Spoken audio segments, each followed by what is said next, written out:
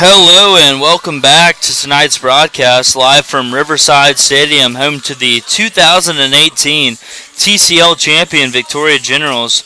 We've got a treat for you tonight. Myself, Justin Scott, and my partner Patrick Kenny are going to try a little dual commentary tonight as the 26-16 Victoria Generals host the 28-12 Brazos Valley Bombers in the first game of a two-game series.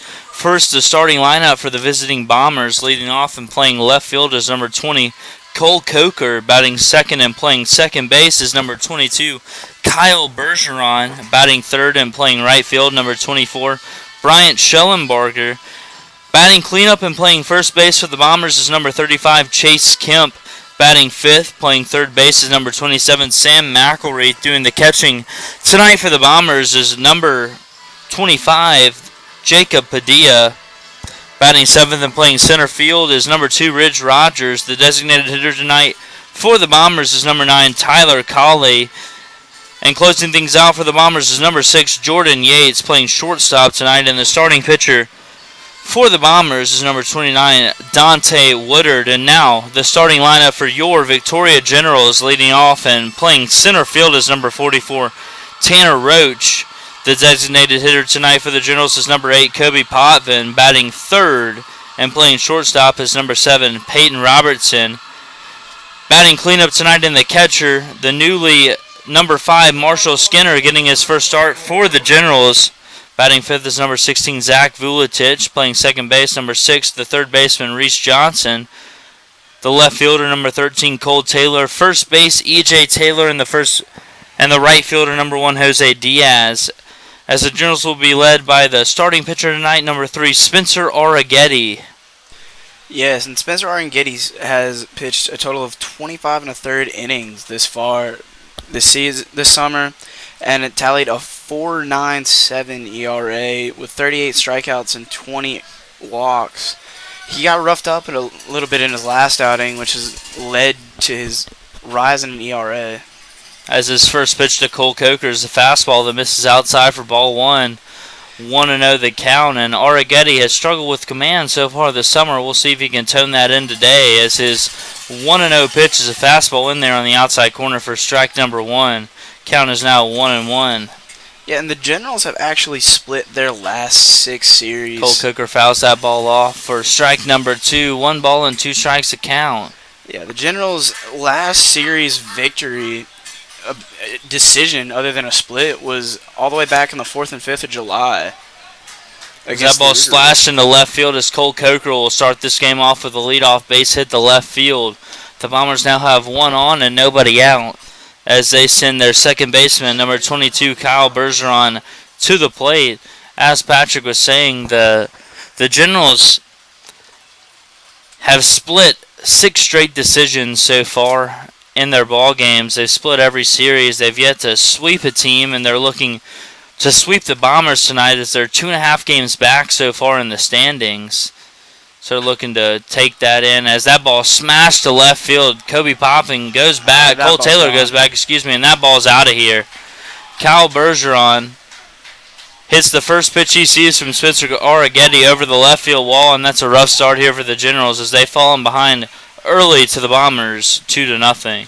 Yeah, that ball was crushed. Spencer definitely missed his spot right there, leaving that one over the definite heart of the plate and just belt high. Perfect hitter's pitch if you're Kyle Bergeron. He didn't miss when he hit that one. Yeah, not the start you want to see here from the Generals as the Bombers now send number 24, Bryant Schellenbarger, to the plate. The Generals have struggled against the Bombers here, like as of this entire season series. They've been swept or split a game with the Bombers so far as Arrighetti falls behind here. 2 balls and no strikes to Bryant Schellenbarger, who is probably the best hitter in the Bombers rotation tonight, probably in the front runner for the MVP of the whole league so far this year. Yeah, the 2-0 pitch misses away, ball 3. Yeah, Arrighetti's falling behind here 3-0. Schellenbarger has definitely helped the Bombers jump out to the first place division lead. As he takes a 4-pitch walk here, and Brian Schellenbarger Well, trot down to first base here and already scoring two here early. The Bombers have a runner on first and nobody out for the first baseman, number 35, Chase Kemp. Like I said, the Bombers have just been on a tear this season, and the Generals really haven't been able to stop them, as we are 2.5 back from first place in the division. The first pitch to Chase Kemp is another fastball. This one misses up and away for ball one as Arrighetti falls behind the count here. 1 ball and no strikes. The Generals have only won one series since the All-Star break, and it was the first series after the All-Star break against the Rougarou, as we've split 6 straight, and 2 series were rained out, as that could have played a part in it. As that 1-0 pitch was a slider to Chase Kemp in there for strike number 1 as Arrighetti gets back in the count here. 1 ball and 1 strike. We'll see if the Generals can turn it around here tonight, as they're going to have to score some runs here, as the Bombers already had 2-0 early.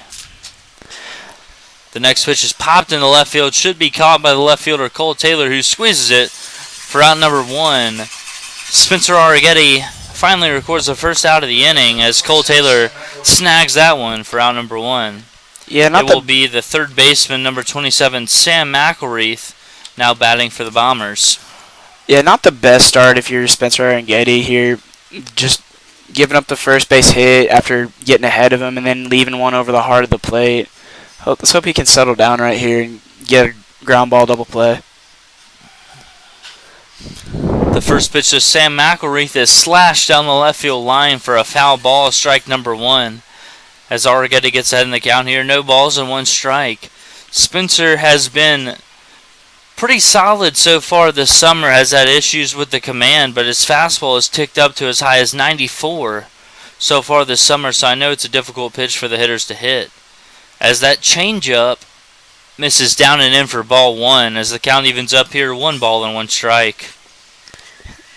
Yeah, unfortunately, the Generals dropped one yesterday against the Rougarou when they gave up the lead in the 8th inning, as they were looking to win that one and get another series win. That ball's grounded to the second baseman. The flip to second, the shortstop is in time, and they're going to get it on the release as Peyton Robertson drops that ball. But Brian Schellenbarger is forced out. At second base, Zach Vuletich makes a nice flip to Peyton Robertson at shortstop. And Sam McElreath is hit into a fielder's choice. Yeah, and it will now be the center fielder, Ridge Rogers, stepping to the plate here for the Bombers with 1 on and 2 outs. You got to give Vuletich some creds right there on that throw, because that's a tough play coming across to your body, throwing it almost like underhand. Very tough play there as that ball is popped to shallow left field, and Peyton Robertson will squeeze that for out number 3.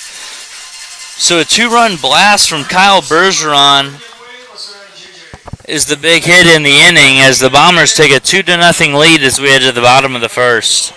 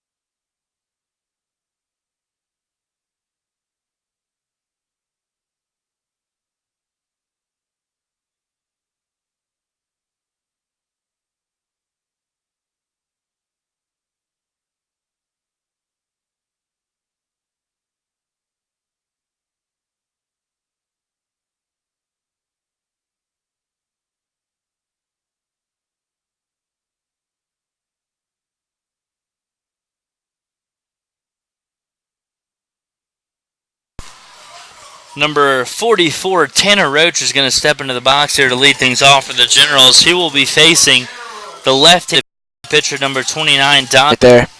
Yeah, the 1-0 pitch there was a curveball in there for strike number 1 as he's pitching Tanner Roach backwards here. 1 ball and 1 strike to count. This guy doesn't look like he throws too hard, but he does look like he has some junk. Yeah, as that 1-1 pitch looked like a sinker.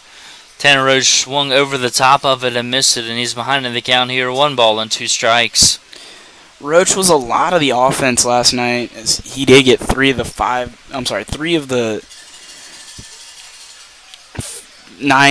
hits that the Generals had last night. I apologize. Yeah, so Tanner was a big part of the offense right here, and he evens up the count here. 2 balls and 2 strikes. We'll see if he can get things going here for the Generals. Already behind 2-0 as that curveball just missed. Yeah. Ball number 3, and Jacob Padilla throws the ball basically into center field, as that's a decent start there for the Bombers catcher. As the count is full now, 3 balls and 2 strikes. Padilla almost wanted to throw that one around. As that 3-2 pitch to Tanner Roach is fouled to the first base coach, who makes the play and will flip it back to the Generals dugout, and the count remains 3 balls and 2 strikes here to Tanner Roach. Yeah, the first base coach, Kyle Kraft's actually homegrown Victoria talent. That 3-2 pitch is swung on and missed for strike number 3 as Dante Woodard starts things off well for the Bombers with a strikeout, and will now face the designated hitter tonight, number 8, Kobe Potvin, for the Generals, behind 2-0 early. Kobe had a rough night last night, going 0 for 4. He's heading the count here, 1 ball and no strikes. Yeah, like I said, Kraft played for the Generals a few years back. As that slider's in there for strike number 1. And Dante Woodard evens up the count here, 1 ball and 1 strike. Yeah, Kraft played for Victoria East. That ball's gone to the shortstop, who makes the play to first base in time for out number 2 as Kobe Potvin grounds out to the shortstop, Jordan Yates, for out number 2 here quickly in the bottom of the first inning. Peyton was also one of the key contributors to the Generals' offense last night when he went 1 for 4, but had a 2-run double way back in the 7th inning last night let the Generals regain the lead. Peyton's been huge so far for the Generals this summer, also in contention for that Player of the Year in the TCL as he takes a slider down and away for ball 1. He's in the count here 1-0. The 1-0 pitch looked like a changeup that swung on and missed for strike 1. 1 ball, 1 strike to count. Yeah, you definitely need to throw Peyton in there as the contention for the Player of the Year for the TCL, because he's been our everyday shortstop and he's just been magnificent. He's been an everyday shortstop. He's really played it well, too. Very little errors for Robertson here, as the first base umpire is going to say he went around on that check swing. A tough call there as he falls behind in the count here. 1 ball and 2 strikes. You definitely don't see that too often. The 1-2 pitch is another slider. This one bounces up there, blocked by Jacob Padilla, but taken by Peyton Robertson as he evens up the count here. 2 balls and 2 strikes. Man, that first base umpire last night had a bad ball game, missing calls behind the plate, and that 2-2 pitch grounded to the third baseman, and a foul ball called by the home plate umpire. Sam McElreath got it on the big hop there, but the home plate umpire calls it foul, and Peyton Robertson will head back to the box with a 2 balls and 2 strike count here. Yeah, like I was saying, home plate umpire last night had some inconsistencies, to say the least, and Jonathan Tapia actually got hit on the wrist, and he said that he leaned into it and he called him out. Yeah, he had quite the game. Also tossed Coach Oros from the ball game as that fastball misses up and away for ball 3 as the count runs full here to Peyton Robertson. Yeah, 3 balls and 2 strikes. Bennett Lawrence also got tossed because one of the players from the Generals said something when Tapia got hit and they called him out. That slider is fouled down the right field line and going to be caught by the first baseman Chase Kemp as the Generals go down in order here, 1, 2, 3, We head to the top of the second inning, trailing this one by a score of 2-0.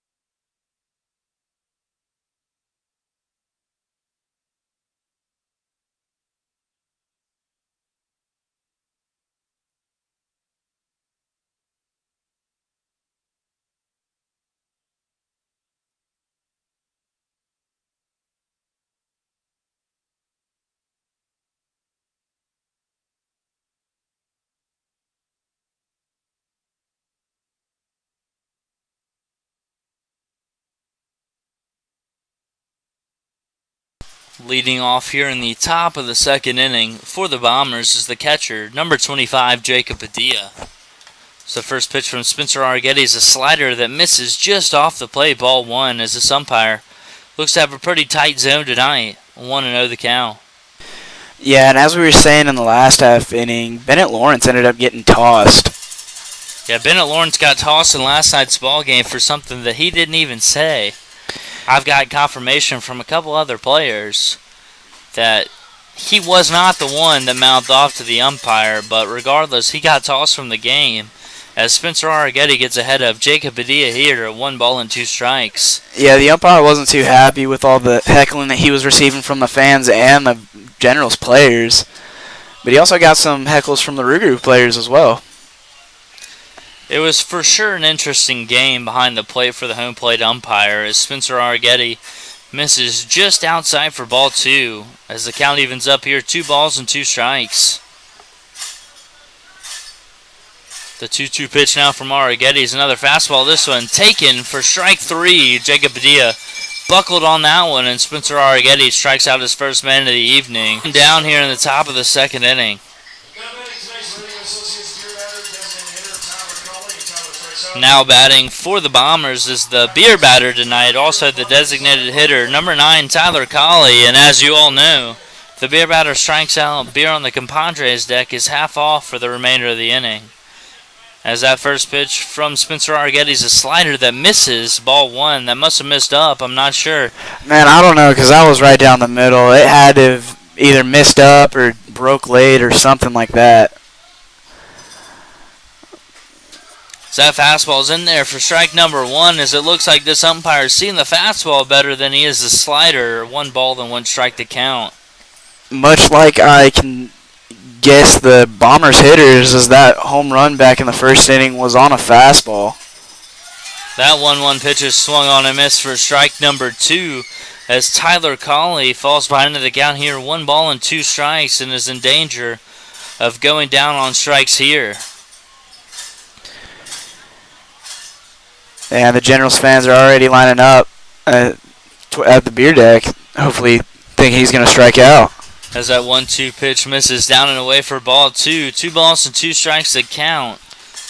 As that's a famous thing to do here, is line up before the batter even strikes out, as that fastball misses down and away for ball three. 3 strikes to count, as these fans want to make sure that they get in the front of the line for the half-off beer, even though it's not a for sure thing, as Tyler Colley has worked this count full.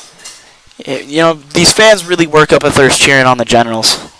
That 3-2 pitch is swung on and missed for strike number three. And a big cheer from the home crowd here as Tyler Colley goes down on strikes for the second out of the inning. Yeah, these Generals fans definitely work up a thirst for that half-off beer and absolutely love it when their beer batter strikes out. Let's just put it this way. The Generals fans love their draft beer. As a 9-hole hitter, number 6, Jordan Yates, steps to the plate now with two outs and nobody on. As the first pitch he sees is a fastball that misses down and in for ball number 1. 1 ball and no strikes to count. Yeah, Aaron Getty definitely has some lively stuff and puts a lot of heat on that fastball. As that fastball is ripped up the middle by Jordan Yates, and that's going to be a 2-out base knock for the 9-hole hitter for the Bombers, and will send us back to the top of the Bombers order with number 20 Cole Coker coming to the plate, who singled to left field in his first at-bat of the ball game. We'll see if Arrighetti can retire him here and get the Generals back in the dugouts and start swinging the sticks, as they're already behind in this one early, 2-0. Yeah, Aaron Getty definitely has really good stuff, but a lot of these hitters for the Bombers are D1 talents, and they can definitely see that every game that they play at D1.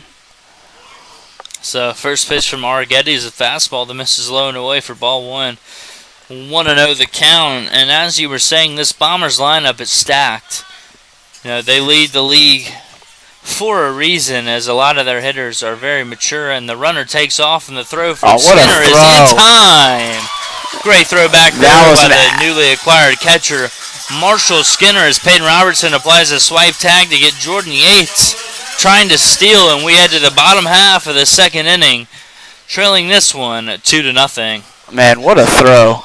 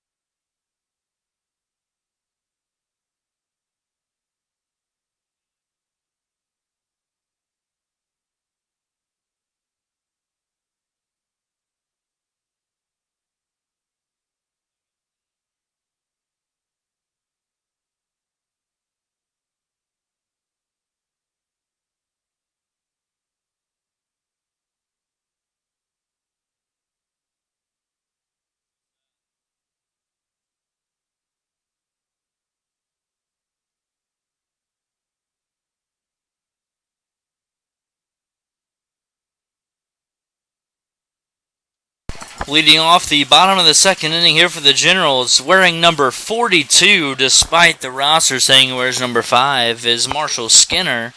So we'll see what he can do here in his first at-bat in a Generals uniform this summer, as he takes a fastball low and away for strike number 1, and no balls and a strike to count. As I believe Marshall has played for the Generals for the past 2 summers and was just able to join recently because of some summer classes that he had to take care of. And the Generals are definitely happy to have him back here, as he'll take place in the catching role for the Generals. He's behind 0-2 in the count, and that slider's ground to the third baseman, Sam McElreath, who throws it across in time for out number 1, as the Generals have 1 out now in the bottom of the second on just 3 pitches from the starter for the Bombers, Dante Woodard. Yeah, Vuletic had the night off last night, but already shown his worth, just like Marshall is. Even though he grounded out right there, he already threw out a runner from the Bombers who had a great jump on that steal attempt.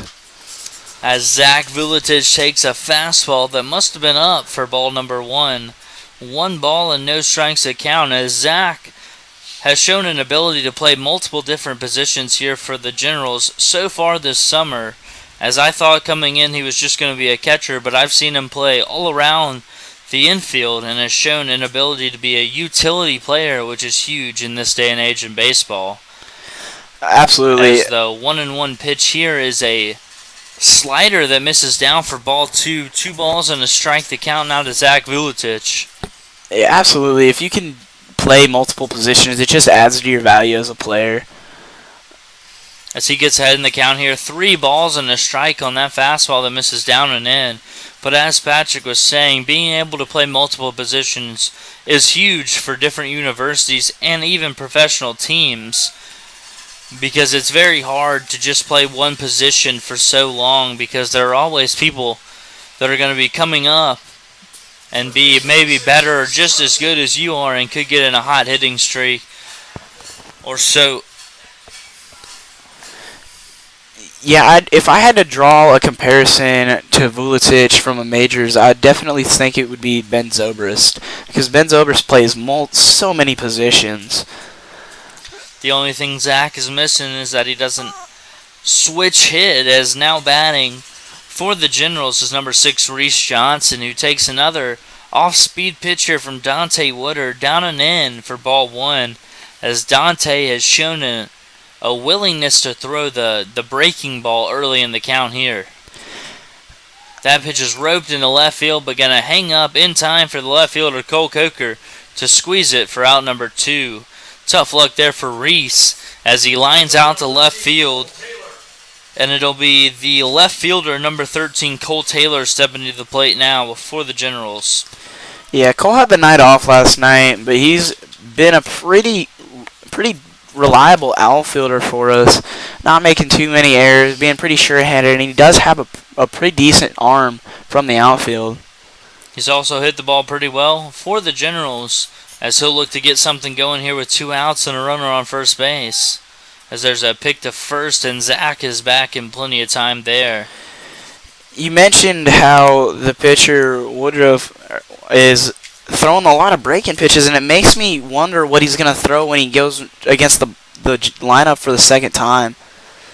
Strike number 1 there from Dante Woodard. No balls on a strike that count, and that's a great point, as he's giving the Generals about everything he's got in the wagon here, as he's thrown every pitch that I assume that he has in the repertoire early in this ball game. So the Generals should have a good idea of what they're going to face second time around, assuming that Dante Woodard does pitch again another time through the lineup, which I can't imagine that he won't, as he throws a fastball down and away for ball 1, and Cole Taylor evens up the count here, 1 ball and 1 strike.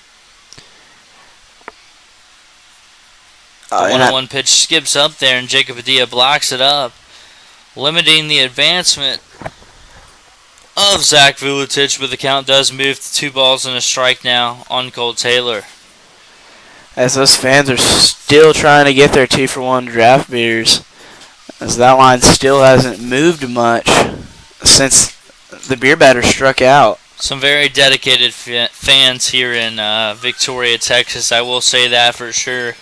Coming here from Memphis, Tennessee, I was not knowing what to expect from the fan base here in Victoria, Texas, but might I say, I have been quite surprised and appreciate the fan support that the Generals gain on a nightly basis, as the 3-1 pitch is hammered down the right field line, but that's going to stay foul, as Dante Woodard has run the count full here to Cole Taylor, 3 balls and 2 strikes, and with 2 outs, Zach Vuletic will be on the move here.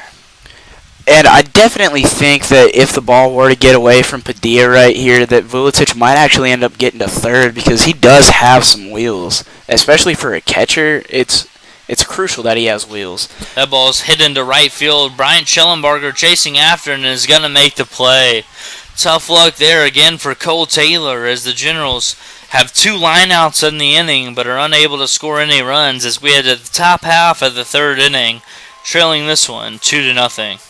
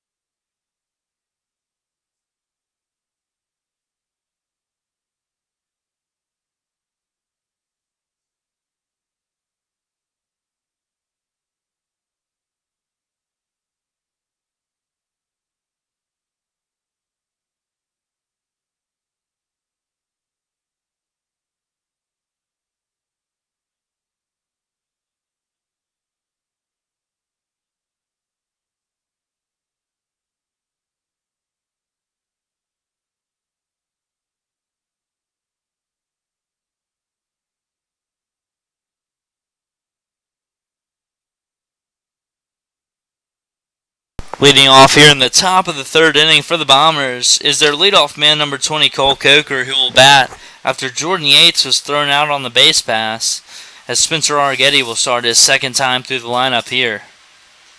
As that first pitch looked like a changeup in there for strike number 1, swung on and missed. Yeah. So he was out on his front foot.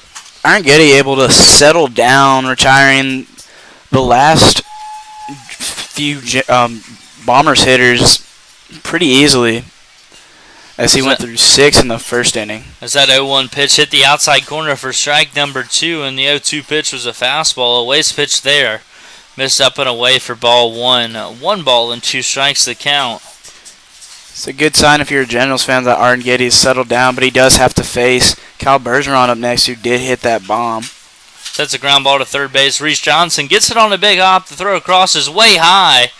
And E.J. Taylor is unable to hold the bag, as that's going to be an E5 on Reese Johnson, as Cole Coker reaches on an error here to lead off the top of the third inning. And as a pitcher, that's one of the most frustrating things, is when you make an out pitch, you get that ground ball, and something happens, like a booted ball or an errant thrown right there, and it just makes you have to throw more pitches at the very least. Just nothing you can do about it if you're Arrighetti. You got to keep making the pitches, as he now faces Kyle Bergeron, who took him deep in the last at-bat he had. Yeah, I doubt if we see a fastball. As he sees a slider, first pitch for strike number 1. Yeah, I'd say that Arrighetti's going to throw a lot of off-speed to him, at least this time around, as Bergeron definitely didn't miss his fastball earlier. He definitely did not miss, and I'd be surprised if Cole Coker's running on the arm of Marshall Skinner here, as that slider misses down and in. Ball 1. 1 ball and 1 strike the count, and that's the big thing about throwing out a base runner early in the ball game, is that Marshall Skinner has set the tone here that the Bombers base runners aren't going to be able to run all over him. Yeah, as you were saying, Judson, is that pitch is in there for strike 2. 1-2 is the count. As the runner, Yates, was able to get a really good jump, and Marshall Skinner was able to just throw him out by a good couple steps, as Coker gets that huge lead off of first. Coker does have a huge lead over there at first base, and the throw over is not in time, as it was pretty close, but E.J. Taylor was unable to catch the ball, as the count remains here 1 ball and 2 strikes, and we'll see if Spencer Arrighetti can get a ground ball from Kyle Bergeron, maybe get a double play here. That's a tough throw to see if you're Taylor, though, because the sun in this ballpark, this is the only part of the park that really is a downside, is that sun at first base is just brutal if you're on the right side of the field. As that 1-2 pitch from Arrighetti was a fastball that missed in for ball 2, as the count evens up here 2 balls and 2 strikes, and the 2-2 pitch ground to third base, a double play ball. The third to second's in time, the throw back to first, and plenty of time for a double play. A 5-4-3 double play there, as Reese Johnson makes up for the error and starts that one. A good throw from Zach Vuletich at second base retires Kyle Bergeron in plenty of time, as he grounds into a double play here. And they're quickly 2 down now in the top of the third inning. And Schellenberger in his last at-bat drew a walk and then ended up getting out at second, as a ground ball from McElreath ended up being a ground ball out. That's the first pitch Schellenberger sees, is a changeup that's fouled straight back for strike number 1. No balls on a strike that count, as Spencer Arrighetti did not want to challenge Schellenberger in his last at-bat, walked him on 4 pitches. Already shown a different approach here, as the 0-1 pitch is in there for strike number 2, as that ball is fouled down the left field line and going to get into the Generals bullpen for strike number 2, as Schellenberger has fallen behind in the count here, no balls and 2 strikes. 0-2 on Bryant Schellenberger does not mean much, as he's shown an ability throughout the games he's played against the Generals to battle with 2 strikes, as we'll see if Arrighetti is able to put him away here. The 0-2 pitch, a fastball swung on a miss for strike number 3, and Spencer Arrighetti corrects me and sits him down on 3 straight pitches as we head to the bottom half of the 3rd inning. Still trailing this one 2-0, but Spencer Arrighetti has really settled in here after a rough first inning.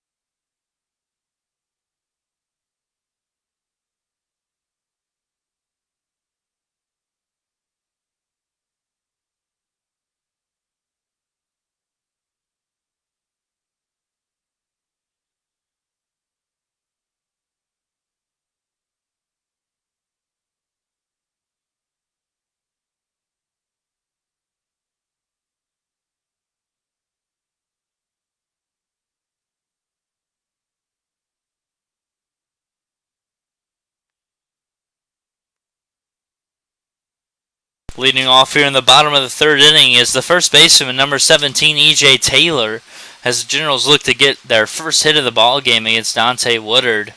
As that slider misses down and in for ball 1. 1 ball, no strikes to count.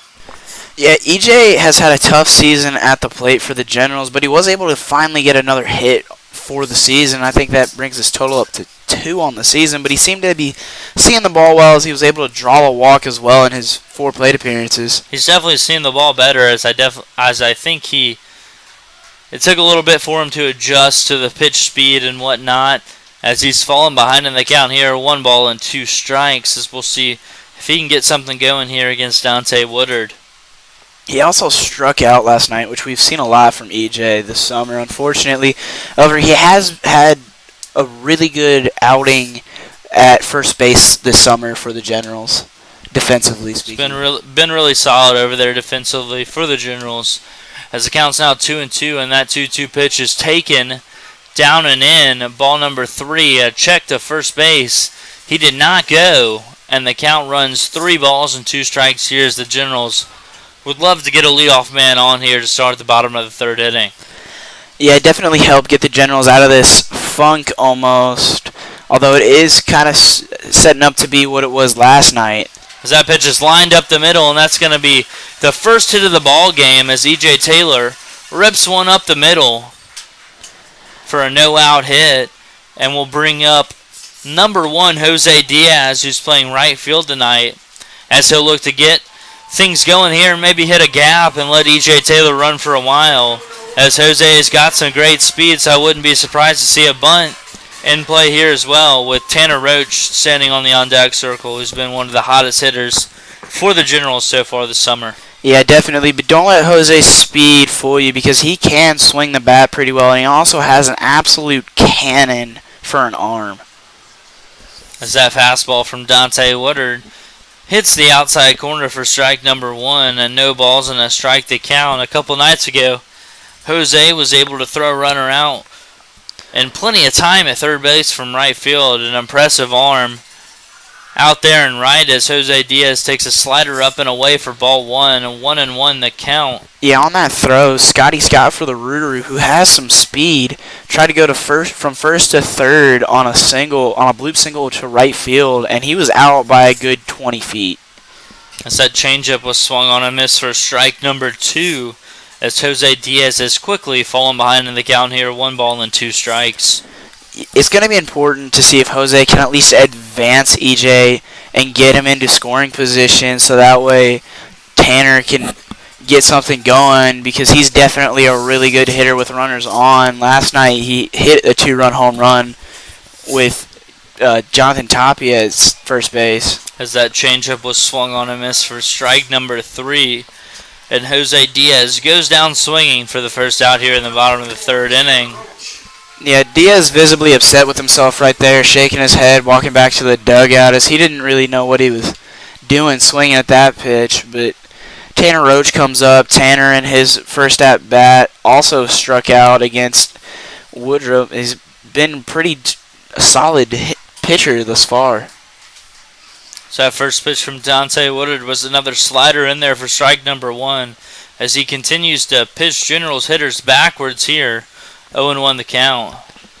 The 0-1 pitch is fouled off his foot and Tanner goes down quickly on that one. And that looked like it might have hurt him there. So he's going to walk this one off. And when he comes back into the box, he'll be behind in the count. No balls and 2 strikes. As the Generals were able to get a leadoff single here and are in danger of leaving him stranded as Tanner Roach is behind in the count here. No balls and 2 strikes. Yeah, Tanner has been one of the Generals' best players this summer, being the everyday center fielder for the most part, and he's definitely going to be up there for the TCL MVP. The next pitch to Roach is a fastball that he fouls back. As he stays alive in the count here, no balls and 2 strikes. As we'll see if he can advance E.J. Taylor to second base, maybe even hit a gap and get things going, maybe second and third for the Generals. The 0-2 pitch, another slider. This one skips up there and gets away from the catcher, Padilla. And the Generals are going to get a gift here as E.J. Taylor trots up to second base without a ball being put in play, and Tanner Roach is still behind in the count here. 1 ball and 2 strikes, but it has a runner in scoring position and only 1 out. Yeah, that ball getting away from Padilla is good for many reasons because Tanner Roach gets another pitch to just collect himself after fouling one off the foot, and E.J. Taylor gets to get into scoring position, which is going to make Tanner Roach's job easier. As that slider misses up and away for ball 2, and Tanner has fought back from down 0-2 to evening the count up here. 2 balls and 2 strikes. As it looks like a single into the outfield will score a run here.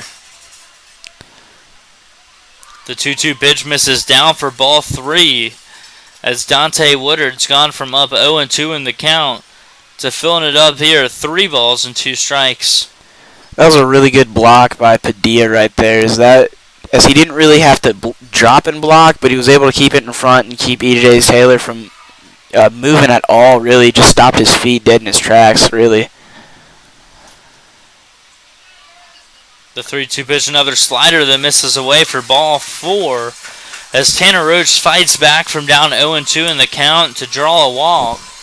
And now number 8, Kobe Potvin, will step to the plate here with 2 runners on and only 1 out now for the Generals in the bottom of the 3rd inning. Yeah, Kobe typically our left fielder, but tonight he's DH, and he grounded out to the shortstop in his last at-bat, but he definitely knows how to swing the bat, almost leading the team for the average this summer.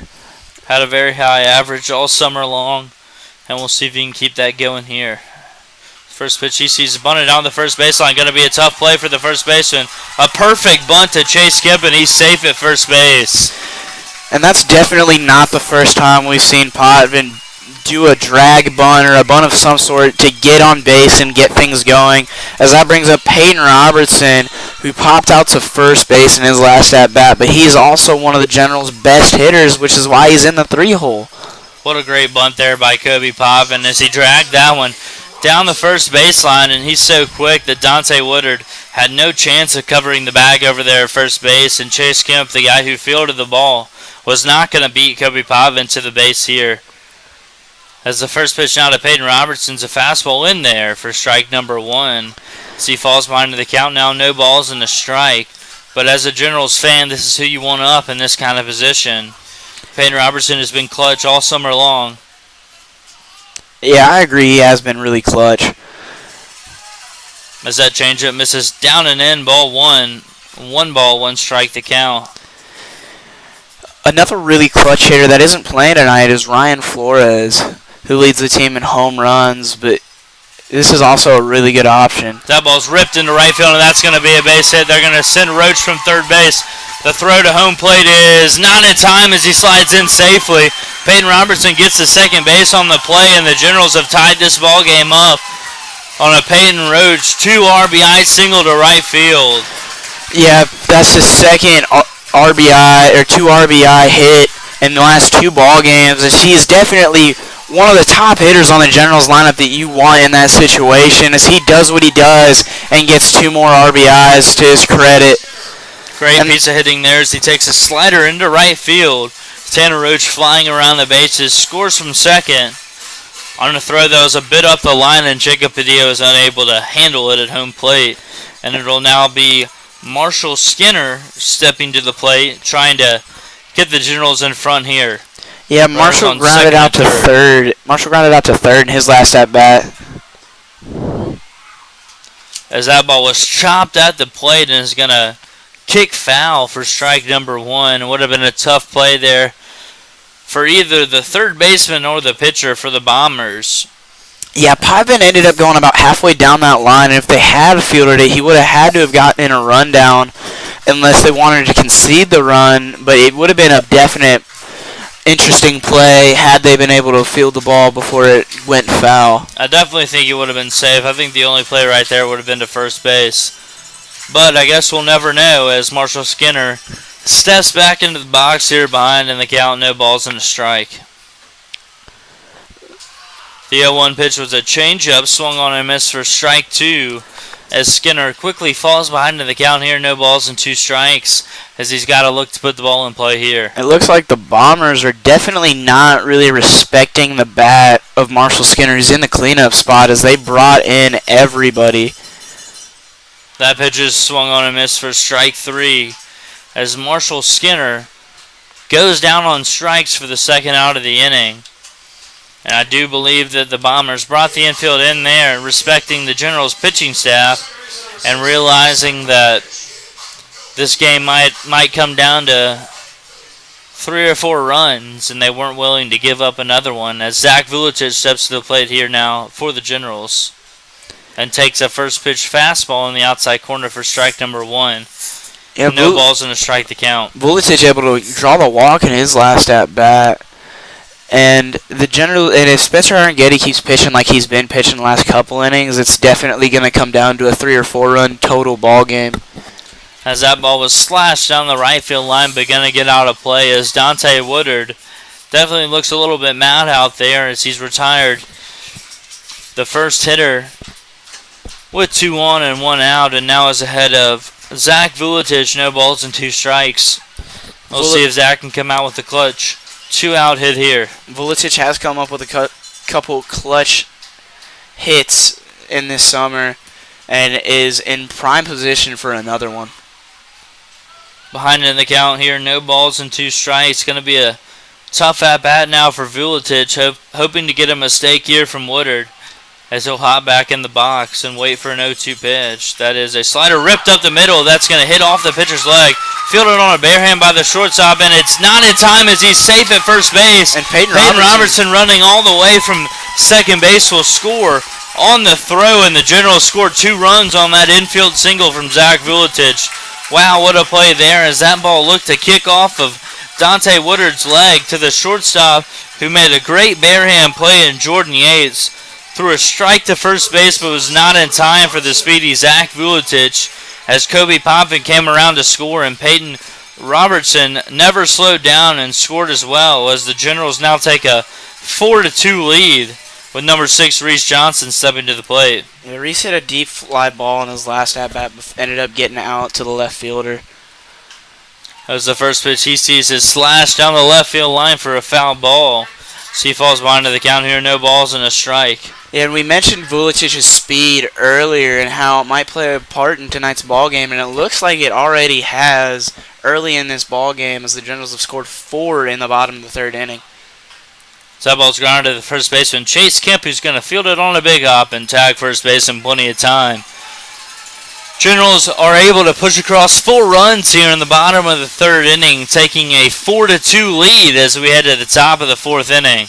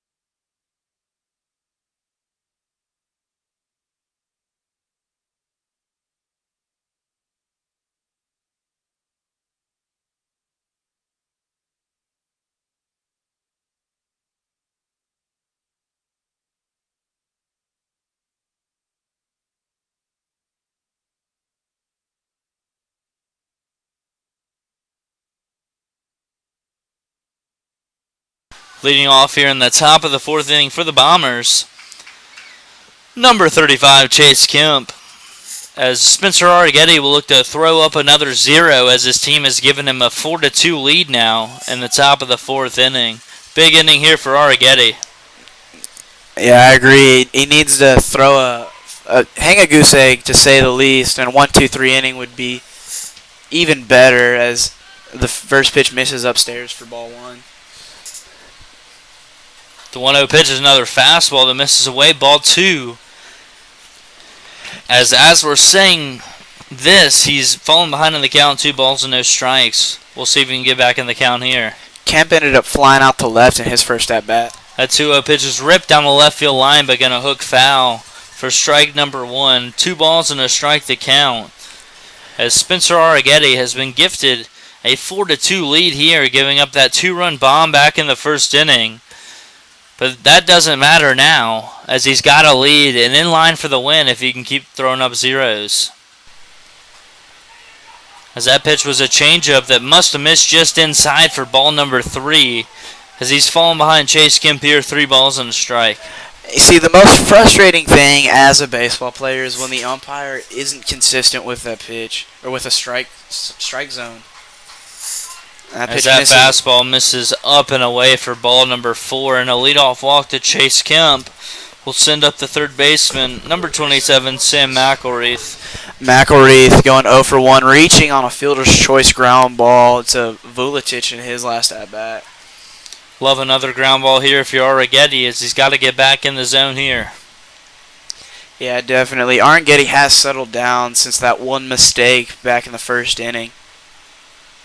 As that's a changeup in there on the outside corner for strike number 1. A perfect pitch. So he gets ahead of McElreath here. No balls and a strike. Although it did look like the umpire didn't know whether to call it a strike or a ball, as he waited a good second and a half before he called it. And that pitch misses outside for ball 2. Count goes to 2-1. Count's actually 1-1 here as that fastball missed away. As we'll see if Arrighetti can get a ground ball here. The 1-1 pitch is a slider that misses just down, ball 2. 2 balls and a strike now to McElreath. As Arrighetti is missing with his fastball, arm side. We'll see if he can get that back over the plate here. Yeah, not much of a lead from Kemp. The throw over is not in time as Chase Kemp dives back in safely. Yeah, not too sure why Arrighetti picked off right there. Kemp wasn't very far off the bag and hasn't looked like he's going to steal the base. As that 2-1 pitch misses down and away for ball number 3. As he's fallen behind another Bombers hitter here. 3 balls and a strike. And it looks like the Generals are going to get something working in the bullpen as Arrighetti might fall to his second straight walk. As Arrighetti delivers a fastball in there for strike number 2 and has filled up the count here, 3 balls and 2 strikes. Arrighetti looks to get a ground ball or a strikeout, something that doesn't advance the runner at all. The payoff pitch, another fastball fouled back. As Sam McElreath stays alive and the count remains 3 balls and 2 strikes. Yeah, Arrighetti looks to have his work cut out for him right here as McElreath looks to not go down without a fight as he fouled off that one and looks to have a good eye at the plate. 3-2 pitch of the fastball that misses up for ball 4 off the glove of Marshall Skinner. And the Bombers will have 2 on and nobody out now as 2 straight walks from Spencer Arrighetti will send up the center fielder, number 2, Ridge Rogers. Yeah, Ridge Rogers ended up popping out to Peyton Robertson way back in the first inning to end that 2-run first inning for the Bombers.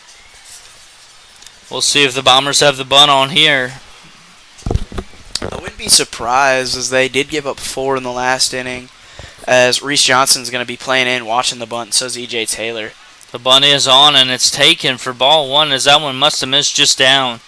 It looked like a pretty good pitch from here, but it misses. 1 ball and no strikes to count. Yeah, that definitely looked like it was going to be a strike, as it was a strike on other hitters this game. The 1-0 pitch shown bunt again, pulled back, ball 2 as Arrighetti misses down. And this is the issue that Arrighetti has faced so far this summer, is his command has gone awry here in the top of the 4th inning as he's walked the first 2 men here, and behind him the count on Ridge Rogers 2-0. As he'll look to get back in the zone as Coach Orris goes out to have a word. And I do not think this will be it for Arrighetti. Just a quick talk to let the bullpen get ready, as I saw number 47 Seth Campbell head down to the pen, as well as another right-handed arm for the Generals.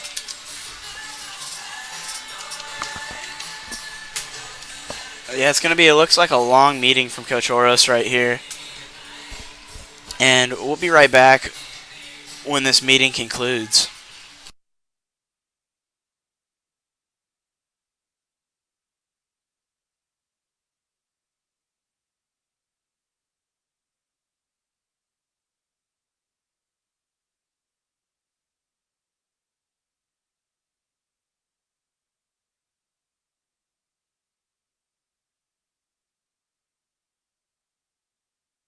And it looks like Coach Oros is going to make the walk back to the dugout. And Arrighetti is going to, looks like, hopefully finish this batter and get a quick out right here. So we'll see if Ridge Rogers is showing bunt again. Ahead in the count, 2 balls and no strikes. And he shows bunt, Very early here.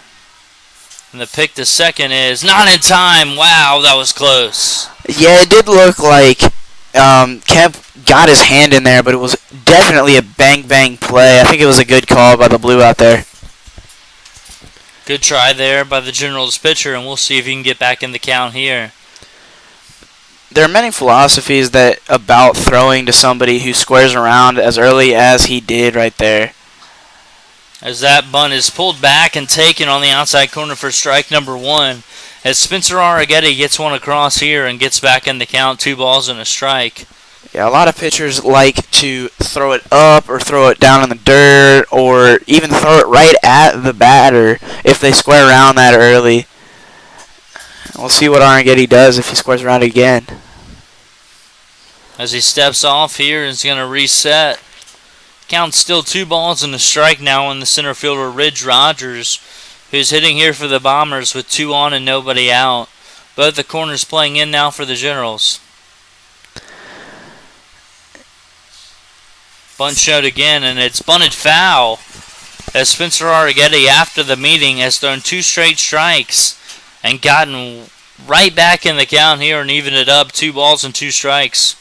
Yeah, it's a good sign for Generals fans. Arrighetti looks to have regained command of his fastball as he's thrown him twice for strikes and a good strong throw to Peyton Robertson on a pickoff attempt. The Generals still have their corners in. And the 2-2 pitch, not bunting, swung on and missed, strike three. Spencer Arrighetti comes back and throws three straight strikes and strikes out Ridge Rogers for the first out here in the top of the fourth inning. And speaking of strikeouts, Jacob Badia, the catcher, number 25 for the Bombers, ended up striking out looking in his first at-bat.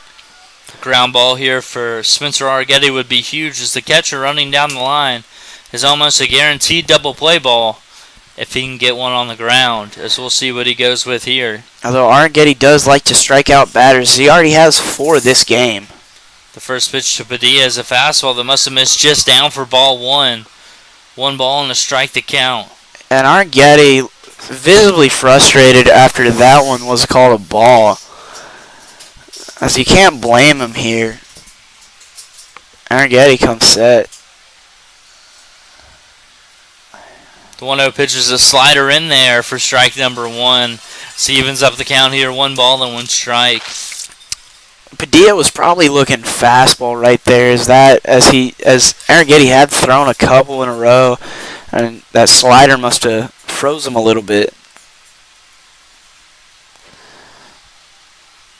The 1-1 pitch is another fastball that skips up there. A nice pick back there by Marshall Skinner to keep it in front for ball 2. 2 balls and a strike to count, as Spencer Arrighetti looks to tightrope out of danger here in the top of the fourth inning. 2 on and only 1 out now for the Bombers. I think a ground ball to Peyton Robertson right here would be the best bet to get out of this inning. So that's a ground ball foul down the left field line, and that's going to be strike number 2, as Arrighetti evens up the count here. 2 balls and 2 strikes. Yeah, Padilla falls to 2-2 now. Definitely a protect situation if you're the hitter. But you got to think that Arrighetti's going to attack Padilla right here. So that ball's grounded to third base. Could be a double play. The throw to second in time to throw back to first. In time!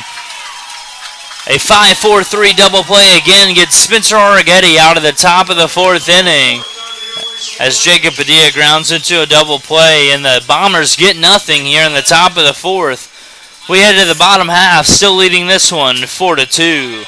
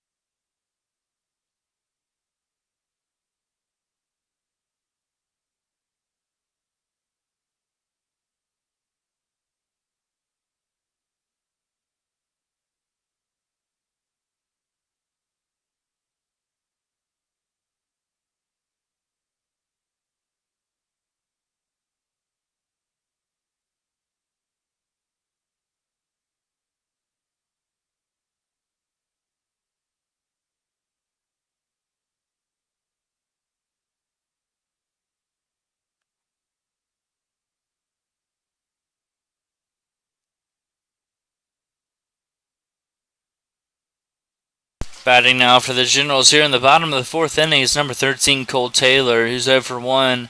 The fly out to right field in his only at bat, as he takes a slider in there for strike number 1. No balls and a strike to count.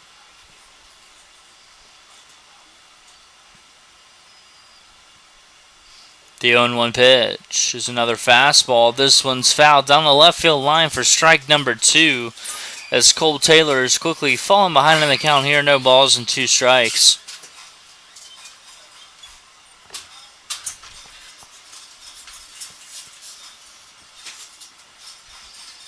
And the 0-2 pitch, another fastball. This one's fouled down the left field line again as Cole Taylor stays alive.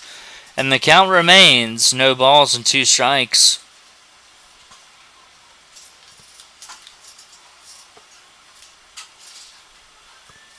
It's going to be interesting to see how Woodruff starts this inning off after giving up 4 in the last inning. As that slider just misses off the inside corner for ball 1. Count moves to 1 ball and 2 strikes. E.J. Taylor on deck. Looks to be continue his hot streak the last few games. The 1-2 pitch is a fastball taken for strike number 3, and Cole Taylor can't believe it. Umpire rings him up on the outside corner there for the first out here in the bottom of the 4th inning. And it looks like both teams are going to be upset with the umpire's inconsistency thus far, as Cole Taylor definitely said a few choice words of the umpire right there. That's definitely been a theme so far this summer, is inconsistent umpiring behind the plate as E.J. Taylor steps to the plate. The first pitch he sees is a fastball that misses down for ball 1. E.J. is 1 for 1 in the ball game, single to center field. And his first and only at bat. Also got the first hit of the ball game for the Generals, so look to double things up here. The 1-0 pitch misses up and away for ball 2 as he's heading the count here. 2 balls and no strikes.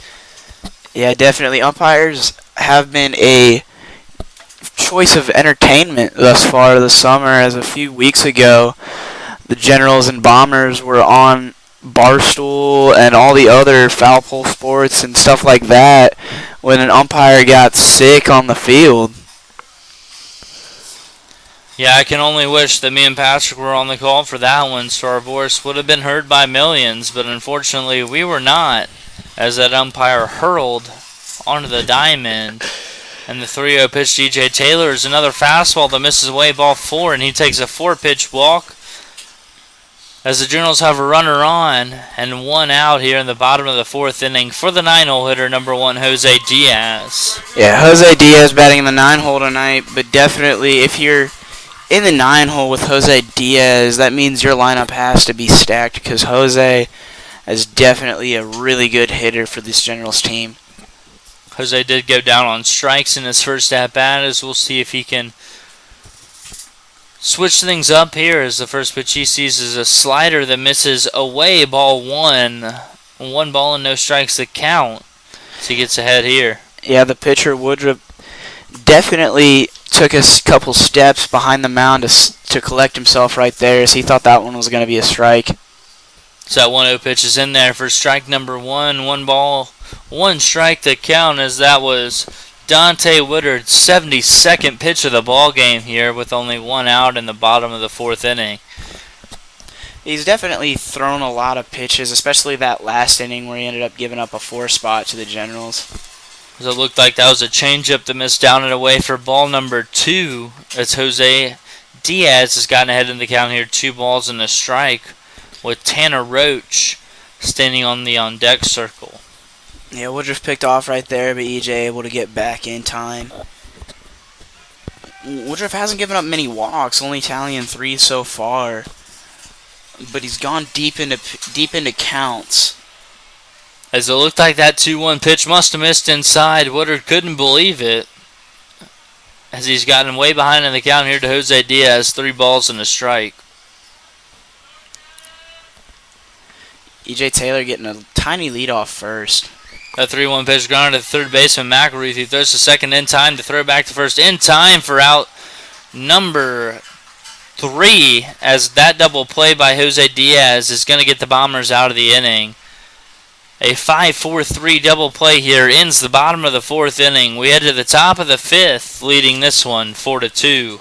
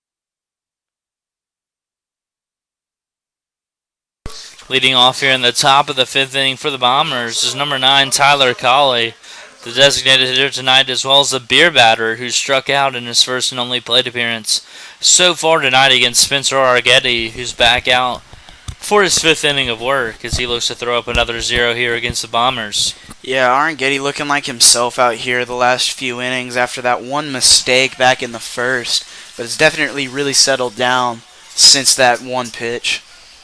As his first pitch to Tyler Colley was a slider that's way down and missed for strike number 1 as he gets ahead here, no balls and a strike.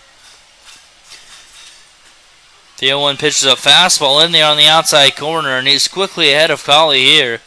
No balls and 2 strikes as Tyler Colley is in danger of going down on strikes for the second time tonight.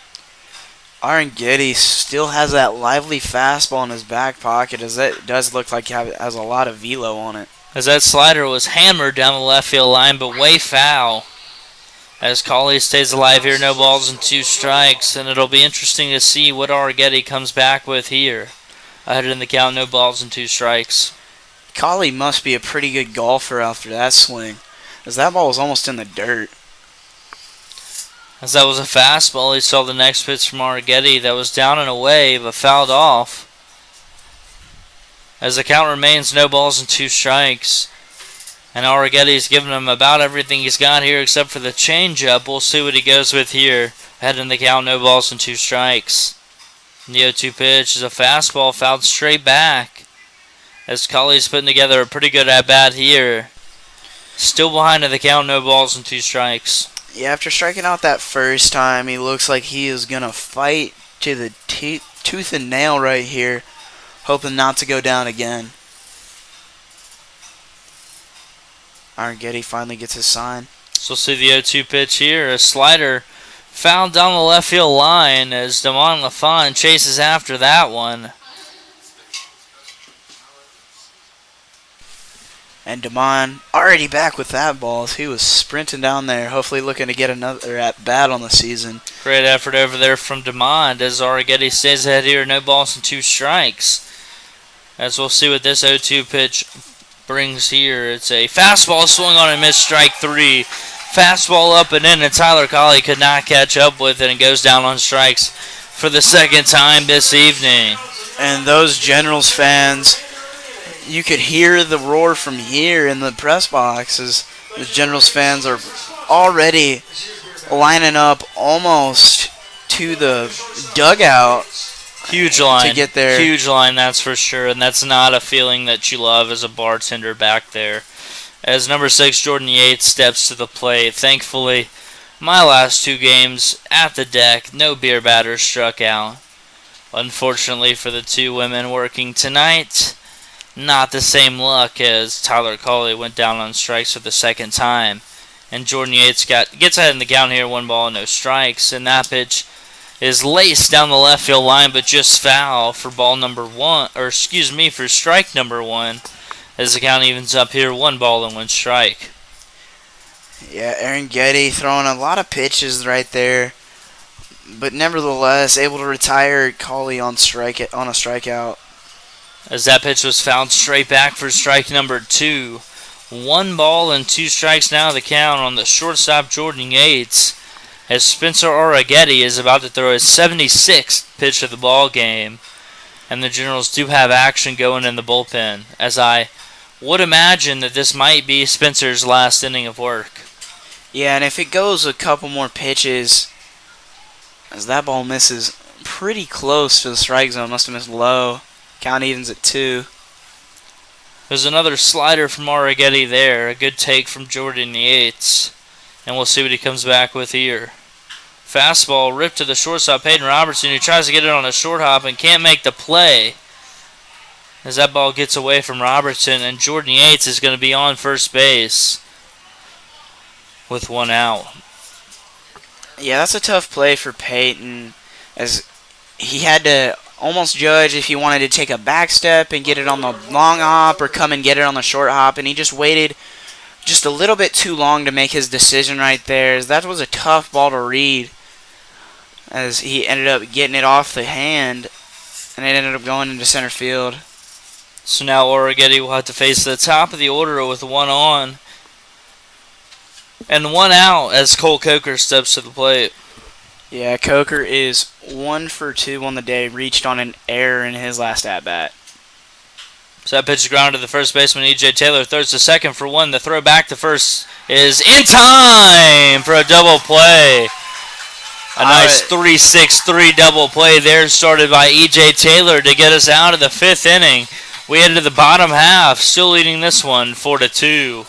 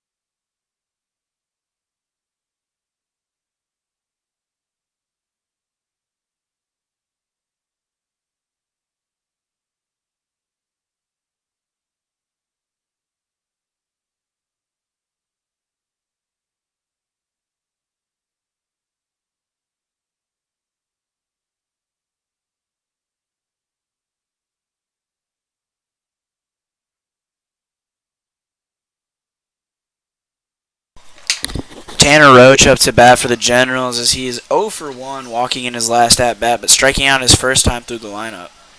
So look to get things going here in the bottom of the 5th inning as the first pitch he sees is a slider that misses down and in for ball 1 as Dante Woodard is back out for his 5th inning of work, giving up 4 runs on 4 hits. The Generals have committed 3 errors in this ball game, but still somehow lead this game 4-2. As that 1-0 pitch is a fastball that misses away for ball 2, as Tanner's gotten ahead in the count here, 2 balls and no strikes. Yeah, fortunately for the Generals, Spencer Arangetti has kind of bailed the Generals out of those errors early in this ball game. 2-0 pitch is grounded up the middle. Dante Woodard is going to field that one, flip the first, and plenty of time for out number 1. As Tanner Roach dribbles a 2-0 pitch to the pitcher for out number 1, and it'll be number 8 Kobe Potvin stepping to the plate. And Kobe so far going 1 for 2, had a nice drag bunt in his last at bat as he was able to drag it almost to first base, but in no man's land, and was able to beat out the hit. His first pitch here to Potvins, a slider in there for strike number 1, 0-1 the count, and it looks like they're giving him the bunt again if he wants it. I doubt he's going to take it behind the count here. No balls on a strike. That 0-1 pitch missed up and in for ball 1. 1 ball, 1 strike the count. Although Kobe Potvin has bunted in some obscure situations so far this summer. So that 1-1 pitch was another slider. This one must have missed up for ball 2. 2 balls and a strike they count. Needless to say, Kobe Potvin definitely isn't afraid to put the ball on the ground if he needs to. So ball's grounded down the first baseline. Gonna be foul as Kyle Kraft bobbles it over there. Yeah, and the count will even up 2 balls and 2 strikes. Kyle Kraft actually returning to his alma mater in the fall, and he's going to be the pitching coach for the Victoria East Titans. Good for him. The 2-2 pitch is swung on, grounded to the second baseman, Kyle Bergeron. Fields it and throws to first in. Plenty of time for out number 2. And there are quickly 2 down now in the bottom of the 5th for the shortstop, number 7, Peyton Robertson. Peyton able to single in his last at bat and get a 2 runs in on that ball, and was able to advance on the throw. And Kyle Kraft actually was the ace pitcher for the Titans back in 2014 when they went all the way to the state championship. So that first pitch to Peyton Robertson's a slider in there for strike number 1. No balls and a strike to count as Peyton Robertson had a huge hit in his last at bat, tying the ball game up, and we'll see if he can get something going here with 2 outs. As that 0-1 pitch misses down and away for ball 1, a 1 ball and a strike to count. And it looks like the Bombers are going to stick with Woodrow right here for at least the time being, as they don't have anybody up in the bullpen. They're going to say he went on that swing. Wow. Tough call there for Peyton Robertson, as that's strike number 2 now on an apparent check swing. So he falls behind in the count, 1 ball and 2 strikes. Yeah, his check swing went about a quarter of the way through his actual normal swing. And that 1-2 pitch was a changeup that missed down and away, ball 2. 2 balls and 2 strikes, now your count. Peyton Robertson, a really good hitter with 2 strikes, as you can't just count him out with down 2 strikes. As he's worked the count full here, as that fastball missed in, and the count's run full. 3 balls and 2 strikes. As it'll look to be a 2-out base runner here for the Generals and get his speed on the base pass. Yeah, you mentioned his speed, and if he's able to get on, I wouldn't be surprised if Coach Oro steals him. As that's ball 4, and Peyton Robertson will trot down to first base with the 2-out walk. And it'll be the catcher, number 42, Marshall Skinner, will look to get him around here. And as Patrick was saying, I'd be shocked if Peyton Robertson wasn't on the move here early in the count, as we'll see if Robertson goes on first move here. Marshall Skinner gets his signs from Coach Oros as they already pick off Peyton as he was just getting off the bag right there.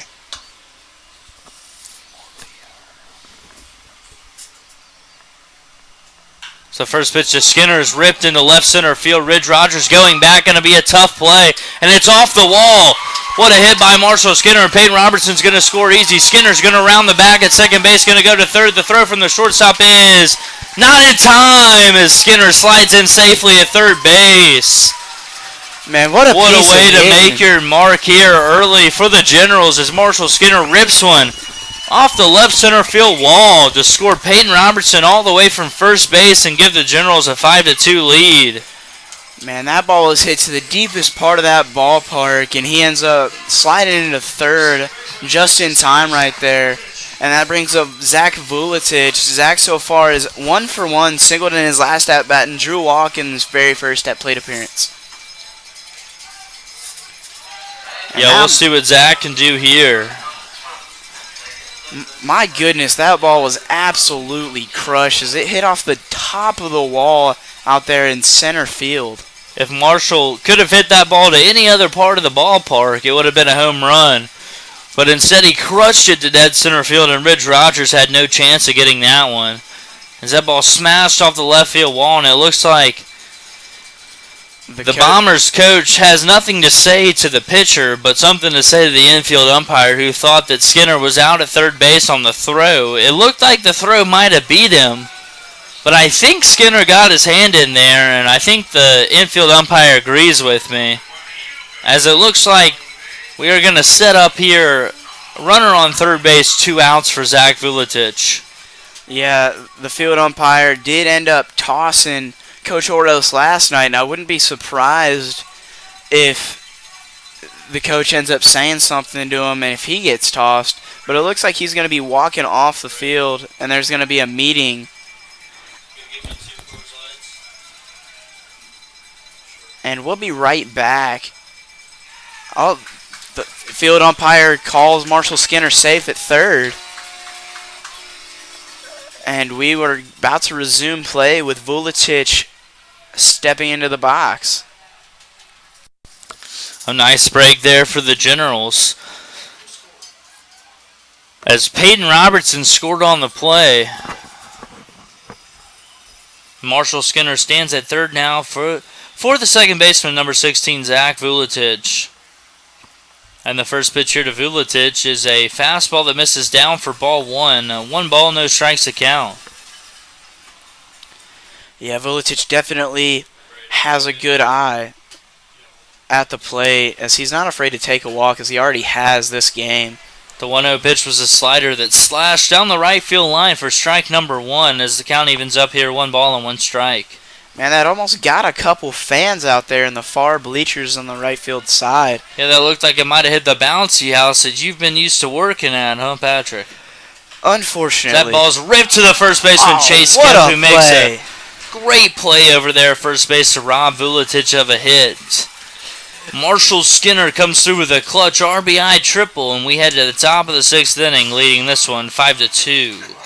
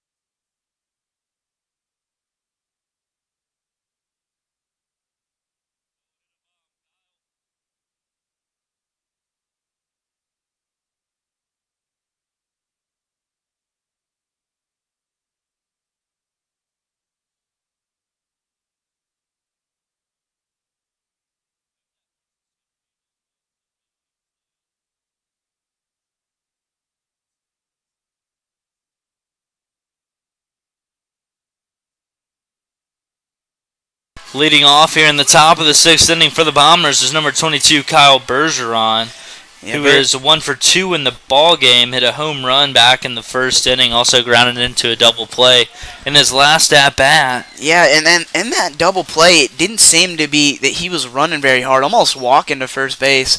And if you're a young fan watching that, you definitely don't want to pick up on that bad habit right there.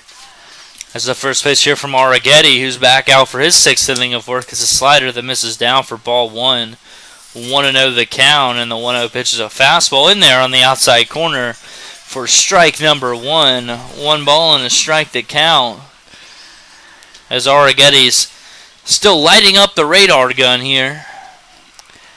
Yeah, Arrighetti definitely still has his most of the life on his fastballs, and that's for sure.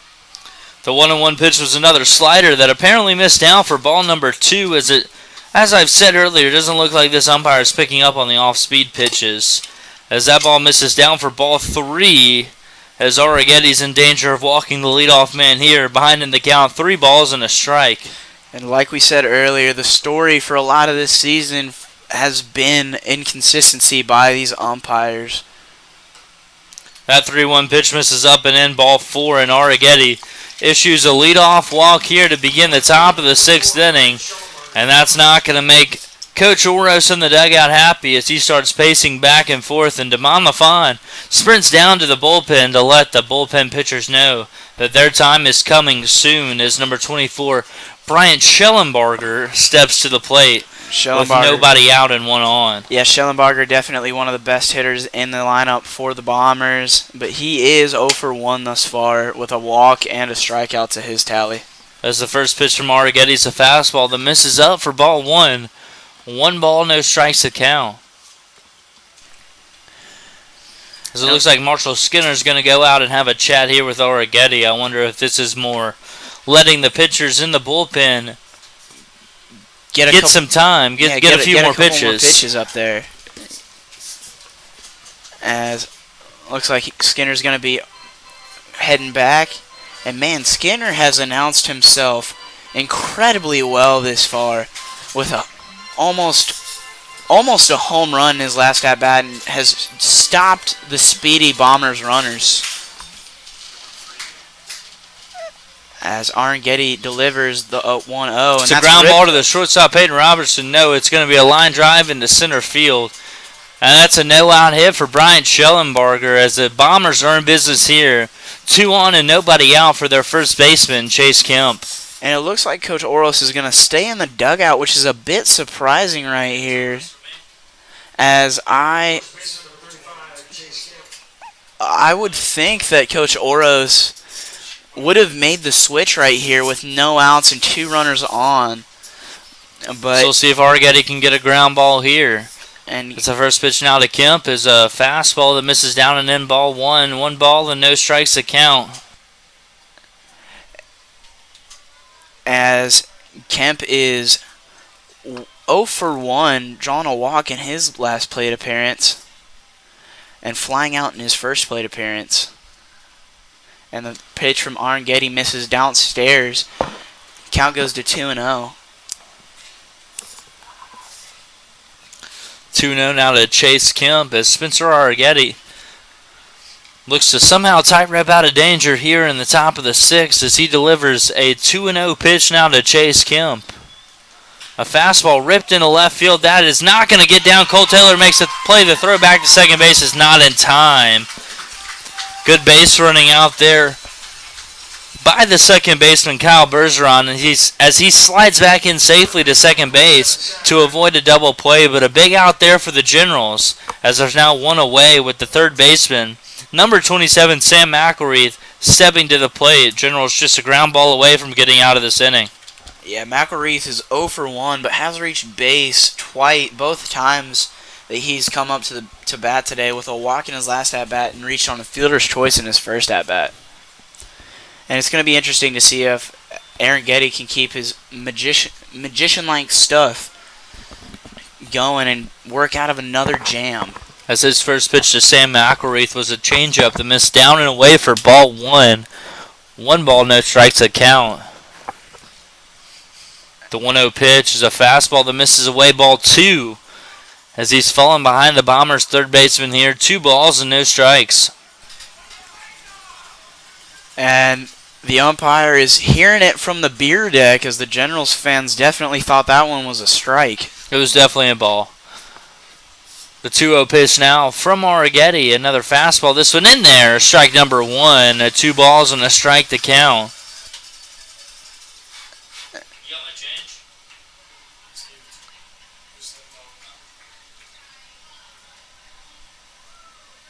Arrighetti looking to come back right here as he is down 2-1 in the count. And the 2-1 pitch is grounded up the middle. Arrighetti fields it on the hop. Gonna go straight to first base. And Arrighetti for just 1 out, and he's upset with himself on that one as he could have turned 2. Peyton Robertson standing over on second base, jumping up and down, wanting that baseball. Arrighetti took the safe out there, and they're now going to be 2 away for the center fielder, Ridge Rogers. And that's going to be the end of the line for Spencer Arrighetti. A great start out of number 3, Spencer Arrighetti, as he only allows 2 runs through 5 2/3 innings against a very potent Bombers lineup. He's going to be responsible for the runners on both second and third, with number 47, Seth Campbell, coming in to face left-handed hitting Ridge Rogers with 2 outs here in the top of the 6th inning.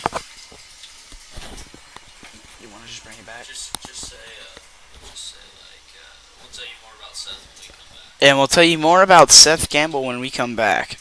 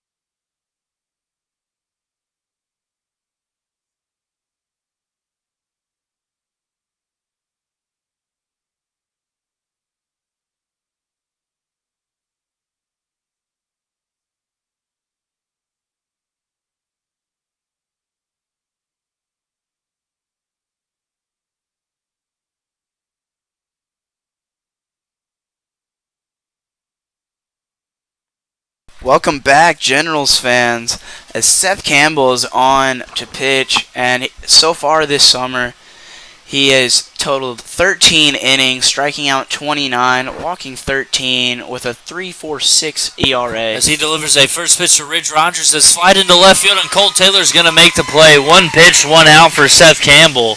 And that's about all you can ask for out of the bullpen as we head to the bottom half of the sixth inning.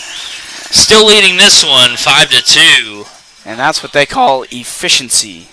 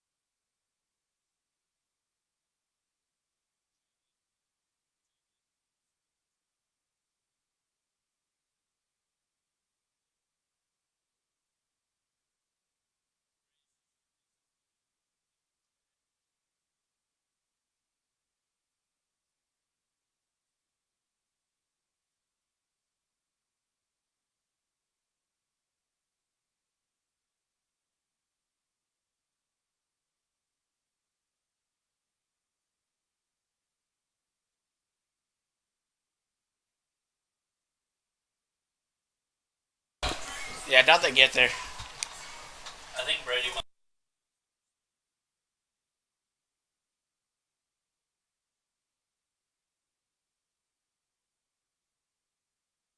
On the pitch here in the bottom of the sixth inning for the Bombers is number 28, Joe Buckendorf, as Dante Woodard's day comes to a close. And the first pitch from Buckendorf's grounded to the shortstop as Reese Johnson is going to beat that one out for an infield single. Jordan Yates unable to make the off-balance throw to first base, as it looked like the only chance for the Bombers to get the speedy Reese Johnson there was if Sam McElreath made the play, but he let that one go for the shortstop, and the Generals now have a runner on and nobody out. And that brings up Cole Taylor.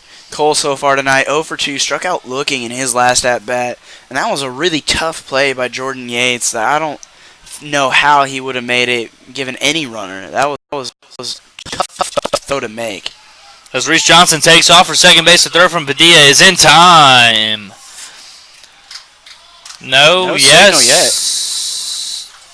In time, I'm not sure. No signal from the umpires. It looked like Jordan Yates dropped that baseball, so Reese Johnson's going to be safe at second base. A perfect throw from Jacob Padilla, but it was dropped by Jordan Yates, and a hard slide by Reese Johnson gets him in there safely. And Cole Taylor's heading the count, 1 ball and no strikes. So 1-0 pitch he sees from Buckendorf's a fastball that skips up there for ball number 2, as Cole Taylor's now quickly ahead in the count, 2 balls and no strikes. Yeah, Dante's line for tonight, he ends up going 5 innings in line for the loss, and he gave up 6 hits, 4 walks, struck out 4, but he did give up 5 runs to the Generals. A little bit of a deceiving stat line for Dante Woodard, as he was pretty dominant except for that bottom half of the third inning. Yeah, the Generals were just able to get a couple timely hits with some runners on. That 2-0 pitch is ripped into center field. Ridge Rogers should have room to make the play. Reese Johnson looking to tag up, and he does. He takes off for third base. The throw from Ridge Rogers to third is not in time. So a productive at-bat there from Cole Taylor, as he gets Reese Johnson over to third base with only one out, and it's going to be up to number 17, E.J. Taylor, to get him home here. That's some heads-up base running by the current third base runner, Reese Johnson, as the Bombers coach looks to come out and talk to his pitcher. It looked like Ridge Rogers turned his shoulders there, and that gave Reese Johnson the go-ahead to tag up and go ahead. Wasn't really sure if that ball was going to be deep enough to tag on, but once Ridge Rogers took a couple steps back, Reese Johnson trusted the speed and made it into third base safely, and the Generals now have a prime chance to add on to their lead here. Maybe extended to 6-2, even 7-2 on an E.J. Taylor big fly. He does have the power to do so, as he hit over 10 home runs in his campaign at Northwestern Oklahoma.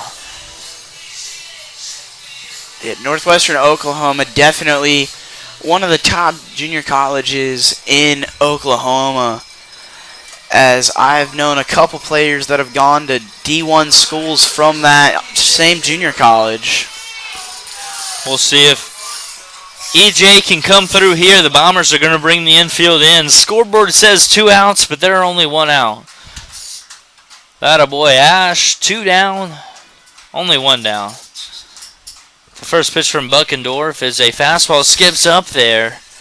Ball 1, a good block back there by Jacob Padilla as he keeps a low fastball in front and prevents Reese Johnson from scoring from third base. Yeah, heck of a job by Padilla back there to keep that ball in front of him.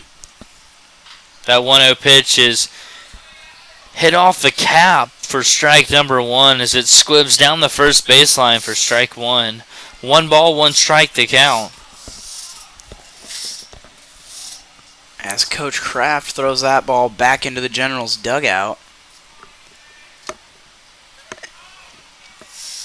As the Bombers do have their infield in, but their outfield is playing relatively deep.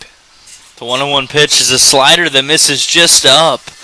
Ball number 2, a good take there from EJ as he was kind of buckled on that one, but was able to take it just a bit high for ball number 2. As he's ahead in the count here, 2 balls and a strike, looking for something to drive here from Joe Buckendorf. Yeah, that ball must have been pretty deceptive because it had a lot of late break on it. That one was another slider that missed away, ball 3. Good patience at the plate so far from E.J. Taylor, as it's very easy to be antsy and aggressive at the plate with a runner in scoring position and only 1 out. And we'll see if he gets a pitch to hit here, if they're going to pitch around him. Definite and the 3-1 pitch is a fastball that misses up and in, ball 4. And they're going to walk E.J. Taylor on 5 pitches. A little intentional walk there to the first baseman will send up number 1, Jose Diaz, with the runners on the corners and only 1 out. Yeah, the dangerous speedster Jose Diaz coming up right here, getting a couple signs from Coach Oros. Wouldn't be surprised if they try to do a safety squeeze or maybe even a suicide squeeze, as Reese Johnson does have a lot of speed over there at third, and if Diaz is able to get it down safely, there's no way that they'd be able to get any outs. Safety squeeze is definitely in the realm of possibilities here, as I'm just surprised to see the Bombers' middle infield back up here. Going to be tough to double up Jose Diaz. But we'll see if they can do it here, and we'll see if the bunt is on, as Reese Johnson has a pretty good lead over there at third base, and E.J. Taylor, pretty small lead over there at first base, doesn't want to get picked off. Yeah, it's going to be hard to get The first pitch to Jose is a fastball, misses up. Ball 1. 1 ball, no strikes to count. It's going to be really hard to get Jose if he ends up putting the ball on the ground, even if it's a hard hit ball right to one of the middle infielders. As I think the safer play right here would just be bring everybody in and maybe hold the runner at third base. I guess that's why we're not the coach, as the 1-0 pitch is another fastball. Misses up and away, ball 2, and none of this is going to matter if Joe Buckendorf cannot throw strikes here to Jose Diaz, as he's quickly falling behind in the count here. 2 balls and no strikes. It looks like the Bombers are going to stick with him right here, though, as nobody is even in the bullpen right here. The 2-0 pitch is a fastball, misses down, ball 3, And Jose Diaz is way ahead in the count here. 3 balls and no strikes. And I'm positive he's getting the take sign here from Coach Oros with Tanner Roach yeah. standing in the on-deck circle. Jose Diaz is definitely getting a take situation right here, as Buckendorf hasn't really been able to throw many strikes, especially to Jose Diaz right here. That 3-0 pitch is right down the middle, strike number 1. Yeah. As it always seems like as a hitter up there, that 3-0 pitch, when you get the take sign, is just right down the middle and you think you could have crushed it. But a smart take there from Jose Diaz, as he's still way ahead in the count here, 3 balls and a strike. Jose has the take sign right there, and a good play as Buckendorf had to slow down all of his mechanics. That 3-1 pitch is popped into right field. Brian Schellenbarger going to make that play. The tag from third base, the throw from right field is not in time as Jacob Padilla unable to make the play, and E.J. Taylor with some smart base running as he moves up to second base on the throw.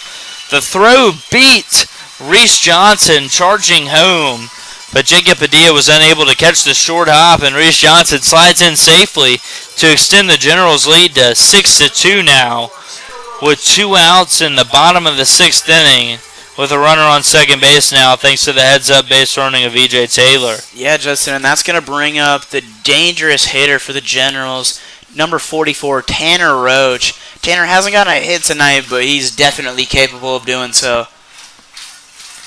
The first pitch Tanner sees is a fastball in the outside corner for strike number 1.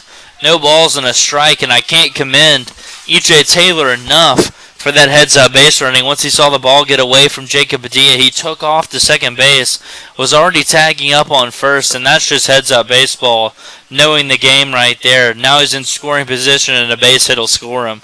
Yeah, it's definitely a good job by E.J. Taylor as he gets another big lead from second base. And that pitch to Tanner Roach is capped down the first baseline, picked up by Kyle Kraft for strike number 2, as Tanner is going to be falling behind here. No balls and 2 strikes. Going down with 2 strikes in the third. He's a great 2-strike hitter, and we'll see what he can do here as he takes an 0-2 pitch just off the plate for ball 1. That's good plate discipline there as he gets back in the count. 1 ball and 2 strikes.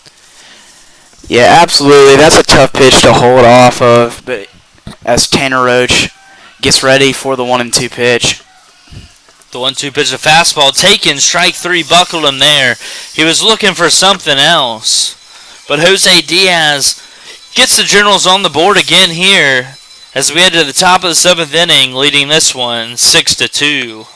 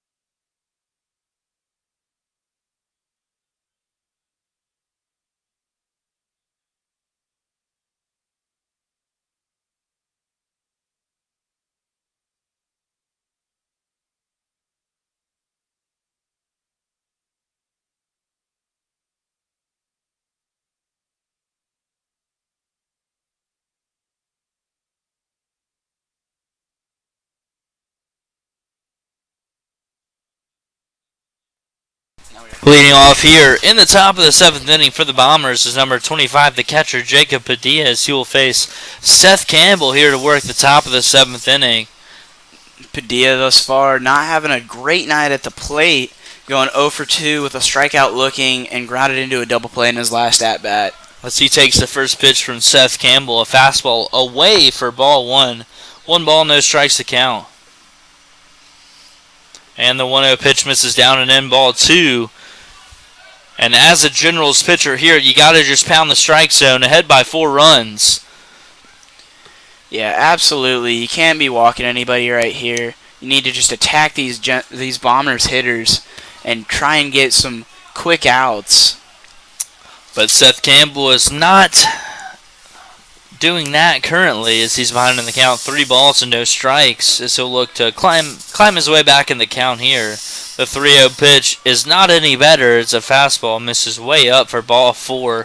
A 4-pitch walk to the Bombers catcher, Jacob Padilla, has the Bombers with a base runner and nobody out. For the beer batter, number 9, Tyler Cawley, who has struck out twice in his 2 at-bats. Tyler Cawley has definitely made the Generals fans happy tonight.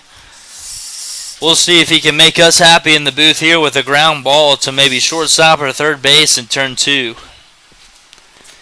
It's the first pitch now from Seth Campbell as a fastball misses up and away, ball 1. 1 ball, no strikes to count, as Seth has now thrown 5 straight balls to begin this top of the 7th inning, up 6-2. It's definitely easier said than done throwing strikes, especially when you walk a batter on 4 straight. It's a lot mental when you're on the mound right there. I think the biggest thing you said there is it's much easier said than done. A bunch of the fans are out there complaining, throw strikes, but it's not like Seth Campbell is out there trying to throw balls. He's trying to throw strikes, exactly, trying to make effective pitches. As he misses with his 6th straight there and is behind 2 balls and no strikes. But at some point, Coach Oros in the dugout is going to realize that Seth doesn't have it tonight. And maybe he does have it, and he'll come back here with the 2-0 pitch. And that's swung on a miss for strike 1. A good comeback pitch there as Tyler Cawley swings and misses for strike 1. 2 balls and a strike. I'm a little bit confused why Cawley swung at that, because Campbell threw 6 straight balls, and that really didn't look like that good of a strike to swing at. 6 straight balls and a green light, 2-0, down by 4 runs. An interesting decision there. As that 2-1 pitch misses just away, ball 3. But as we were saying, it easier said than done saying to throw a strike than it actually is. As a player, that was one of the things pitchers used to complain to me about, was when people tell them to throw strikes. It's like, no, duh. We're trying to throw strikes. They're working on it. They're working hard to try and throw strikes, as Seth Campbell does that here as he gets the count to a full count, 3 balls and 2 strikes now to Tyler Cawley, who's in danger of going down on strikes for the 3rd time this evening. Yeah, and the shortstop Jordan Yates waiting on deck. The 3-2 pitch is a fastball. Strike 3 looking. Tyler Cawley goes down looking, gives a little, what you want some of this, to the umpire. And he keeps talking to him, and the umpire looks like he might be about to toss him, but he's not, as Tyler Cawley walks back into the dugout, who strikes out for the 3rd straight time tonight. And that is just a welcome sight to all Generals fans here, because the beer batter strikes out again, and that line gets about as long as it will get tonight. And Coach Oros is going to head to the mound to possibly get the ball here from Seth Campbell, with number 6 Jordan Yates stepping to the plate, a right-handed hitter, and then it will be back to the top of the order with a lefty, Cole Coker, and then a righty, Kyle Bergeron, in the hole. We'll see what Coach Oros wants to do here.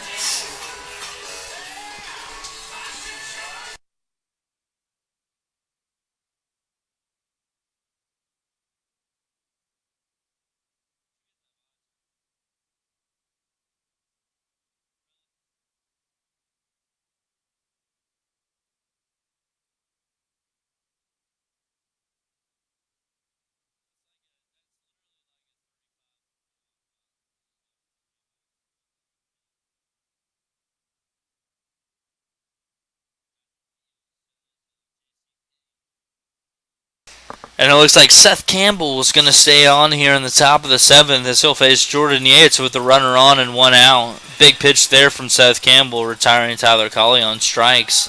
There's a back pitch. As his first pitch to Jordan Yates must have missed away for ball 1, as that seemed to be a strike on Tyler Colley.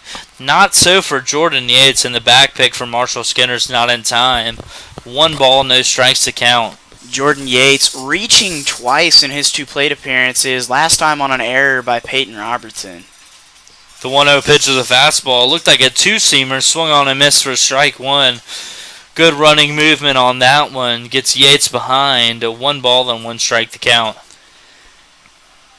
And Jordan Yates also got caught stealing when he tried to test Marshall Skinner's arm back in the back in the 2nd inning. I apologize. The 1-1 pitch is fouled straight back as Yates was way behind on that one, as the lively Seth Campbell fastball gets him ahead in the count here. 1 ball and 2 strikes. Yeah, Campbell seems to have settled down after throwing 6 straight balls to start the top of the 7th here. He's got great stuff. It's just about command with Seth. We'll see if he can command one here as a 1-2 pitch. So fastball swung on and missed for strike number 3 as he just blew Jordan Yates away there. As he now has 2 outs and 1 on for the top of the order for the Bombers, with number 20 Cole Coker stepping to the plate. Yeah, Cole Coker in his 3 plate appearances thus far singled in the 1st, reached on an error in the 3rd, and grounded into a double play in the 5th, tallying a 1-for-3 ball game so far. So the first pitch he sees is a slider in there for strike number 1. Made him look silly on that one. Turned away like it was going to hit him in the shoulder. But what he didn't realize was that it was going to end up back in the strike zone for strike number 1. No balls and a strike to count. Yeah, that pitch had some wicked movement. So runner takes off for second. The throw from Marshall Skinner is not in time as Peyton Robertson tried to make a swipe tag on that one. And the umpire's going to say that one missed away. Wow. Seth Campbell can't believe it. Neither can Marshall Skinner, who looked back at the umpire like, are you serious? Is that really ball? Wait, that was called a ball? Ball number 1, apparently. 1 ball and 1 strike to count.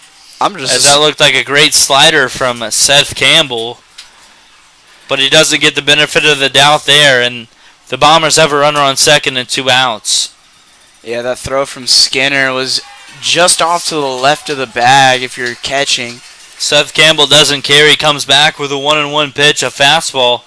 On the inside corner for strike number 2, swung on and missed. Way late was Coker. 1 ball and 2 strikes to count. Yeah, Campbell put a little extra on that fastball right there. The 1-2 pitch just got a piece of it was Coker. As he stays alive on that, I'm going to call it a slurve because it moves so much. 1 ball and 2 strikes to count still. Yeah, that's a good idea to call it that because it moves crazy. You know, it's not like it doesn't move sideways as much as a slider, and it doesn't move like a curveball either. The 1-2 pitches swung on and missed for strike number 3. Cole Coker goes down on that slur for out number 3. We head to the 7th inning stretch. Generals leading this one 6-2.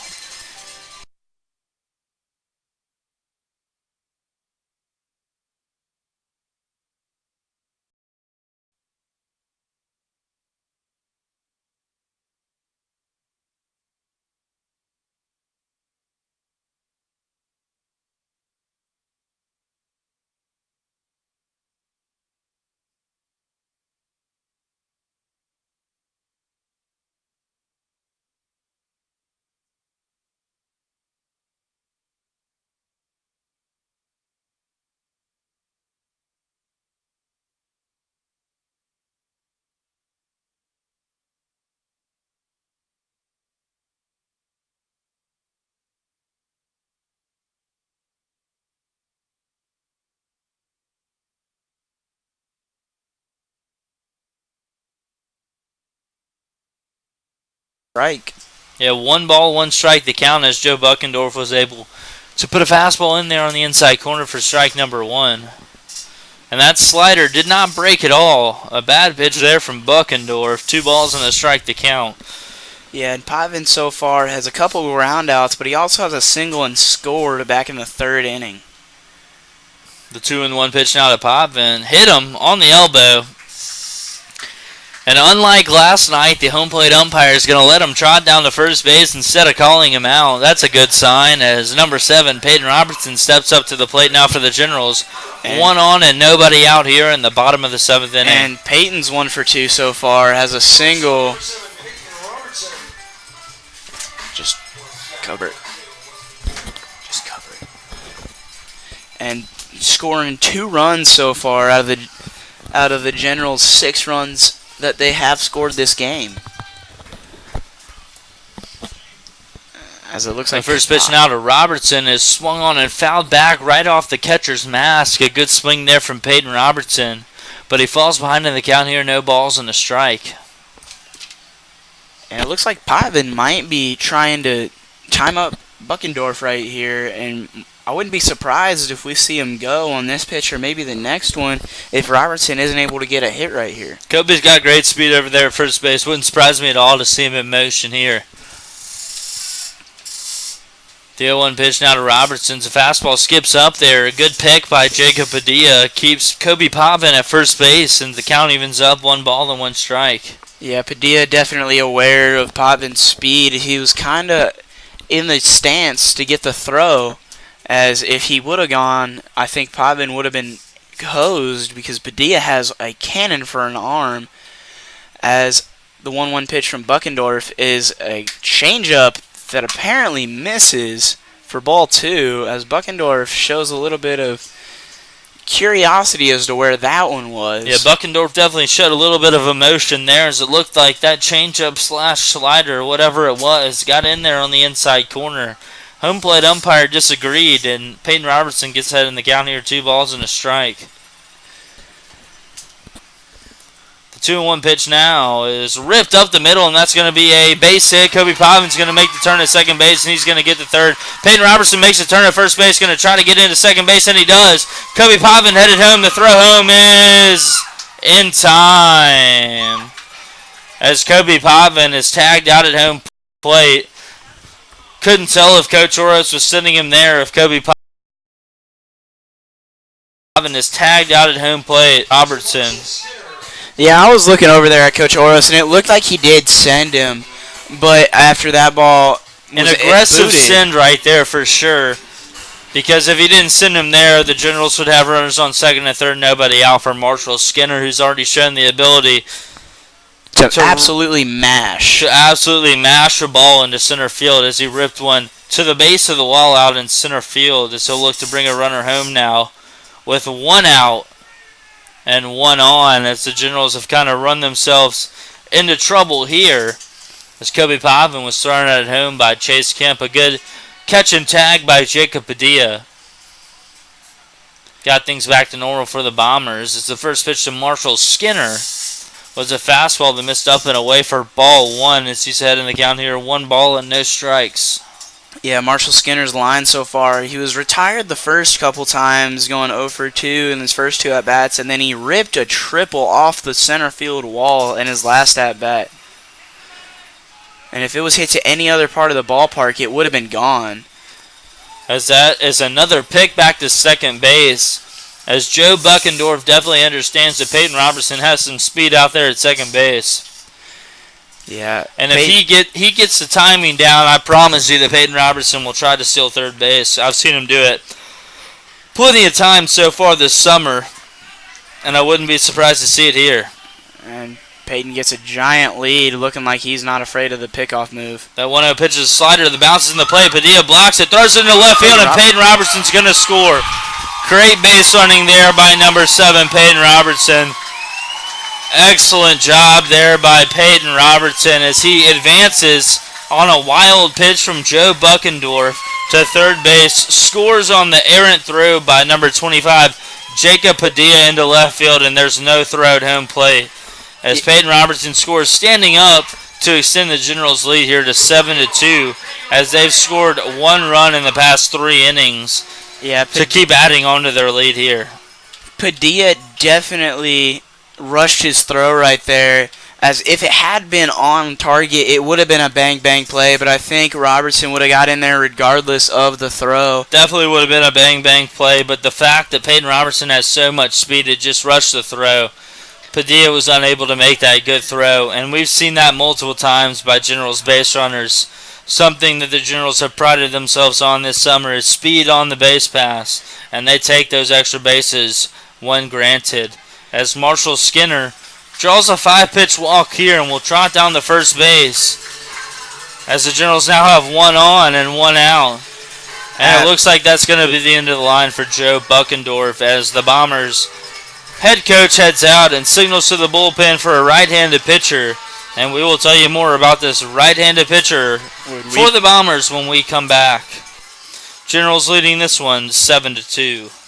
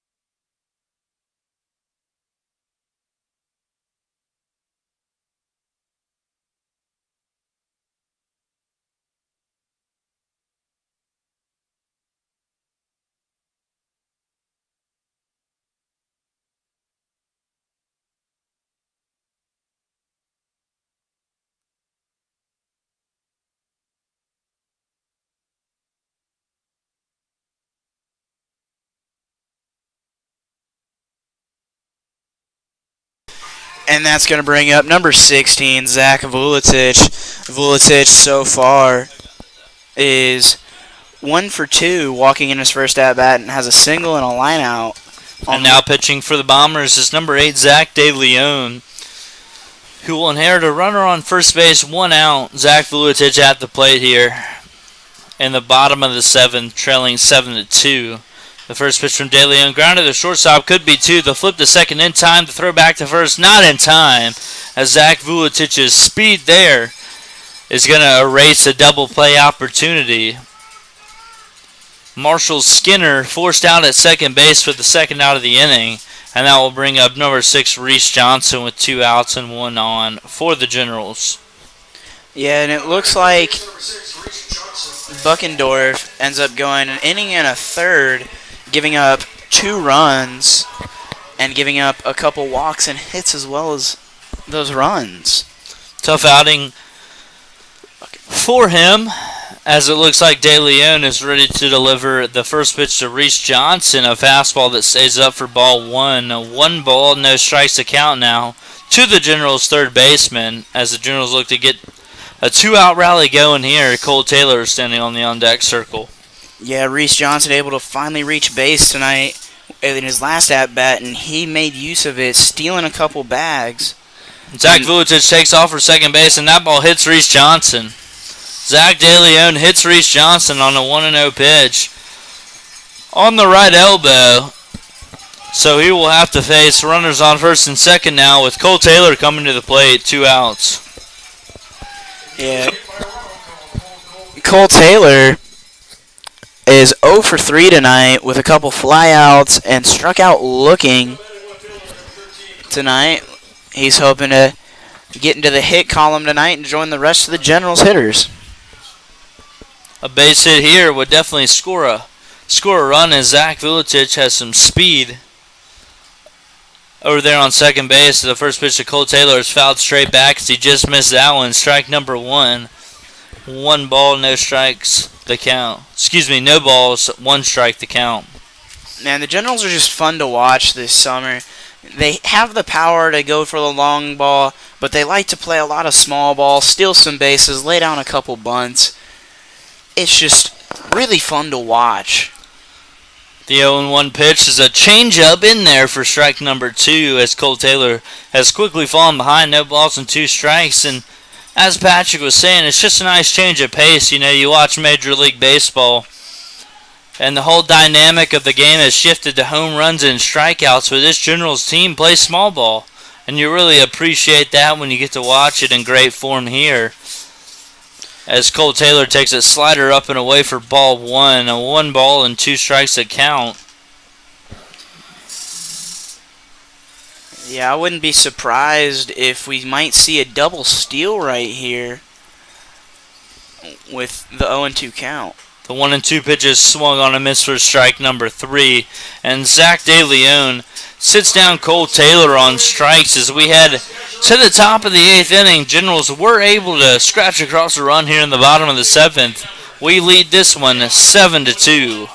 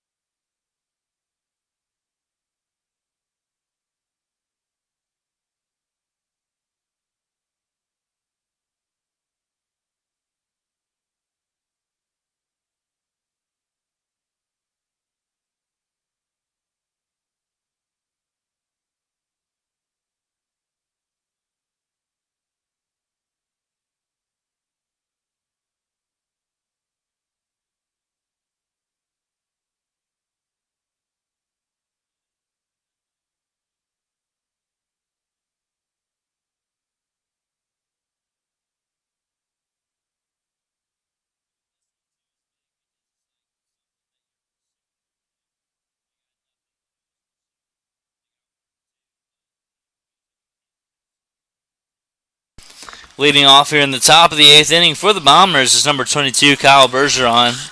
Kyle Bergeron so far hit an absolute tank in his first at-bat, but was retired in his second at-bat, and drew a walk in his most recent at-bat, tallying a 1-for-2 day with a walk and reaching base twice. He will face the new pitcher for the Generals, number 41, Brent A. Bear, as he delivers a slider in there for strike number 1 as he gets ahead in the count here, no balls and a strike. Hopefully A. Bear able to continue the dominance from the Generals pitching staff and hopefully hang another goose egg up there. As that fastball misses up for ball 1, 1 ball, 1 strike the count. And the Generals relief corps here has just got to continue to throw strikes as got to make them get hits here. As that 1-1 pitch misses inside for ball 2, 2 balls and a strike the count here on Kyle Bergeron, as Brent A. Bear will look to get back in the zone here. 2-1 pitches popped back for strike number 2 as the count evens up here, 2 balls and 2 strikes. And it'll be interesting to see what he goes with here at 2-2. What do you think he's going to go with here? Patrick, fastball or slider? I can't see him going back to the fastball, especially after the mistake from Aaron Getty in the first on that fastball. So I definitely think they're going to go off speed. 2-2 pitch is another fastball, but it misses up for ball number 3. 3 balls and 2 strikes to count. And that's 3-2 now to Bergeron. And that's why you're not the pitching coach, huh? That 3-2 pitch is taken for strike number 3. Kyle Bergeron can't believe it. Shaking his head at the home plate umpire, but that one hits the outside corner in his eyes. And that's out number 1 here in the top of the 8th inning.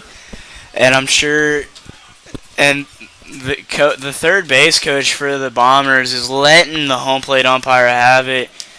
And if it were the first base umpire, I think somebody would have already been tossed, because Bergeron ended up touching the home plate umpire with his bat. As the first pitch here to Bryant Schellenbarger is swung on a miss for strike number 1, as the Generals have been able to keep his bat quiet tonight. And he has gone 1 for 2, striking out and getting a single in his most recent at-bat, but definitely keeping him quiet compared to typically what he can do with the baseball bat. I think the big thing with Schellenbarger is pitching to him with nobody on, as Bear has evened up the count here, 1 ball and 1 strike. But you don't want to face Schellenbarger with runners on, as he's destroyed the Generals so far this year with runners on base. Yeah, he's only come up to the plate with a runner on once in his 4 at-bats, and he got a single in that at-bat. As that 1-1 pitch missed up for ball 2, as Bear falls behind in the count, 2 balls and a strike. 2-1 pitch is swung on and missed for strike number 2, as Bear not showing any fear here and evens up the count, 2 balls and 2 strikes. Man, that was a hearty hack from Schellenbarger, as if he would have connected, it likely would have gone a very long way. He's trying to send one over the right field wall, that's for sure. And the 2-2 pitch is swung on, fouled straight back, as he just missed that one. And the count remains 2 balls and 2 strikes. But that's the thing here for the Generals. Even if he parks one over the right field wall, they still lead this one 7-3. So got to keep pounding the strike zone and make the Bombers hit the baseball. Absolutely. The 2-2 pitch is swung on and missed for strike number 3 as Schellenbarger goes down on strikes for the second time tonight. And Brent A. Bear has back-to-back strikeouts to begin his outing here in the top of the 8th. And will face the first baseman, number 35, Chase Kemp, with 2 outs and nobody on here in the top of the 8th inning. Chase Kemp going 0 for 2 so far for the Bombers. But he was able to draw a walk in his second plate appearance tonight. The first pitch here to Chase Kemp's a fastball that misses just inside for ball 1. 1 ball, no strikes to count. And what I've noticed so far from the home plate umpires, if you're set up outside and you throw a pitch that might be a strike inside, he's not going to give you the benefit of the doubt. As that pitch misses down for ball 2, as Bear quickly falls behind here, 2 balls and no strikes. Yeah, neither team can seem to figure out this home plate umpire's strike zone. Both at the plate and the Generals pitchers and Bombers pitchers have had a tough time not spotting up because they've, for the most part, both have been hitting their spots. But sometimes a ball that might have been called a strike maybe misses down or something like that just a little bit, and it's called a ball instead. Definitely an interesting dynamic going on in the game as that 2-0 pitch was fouled off of Chase Kemp's foot for strike number 1. 2 balls and a strike to count.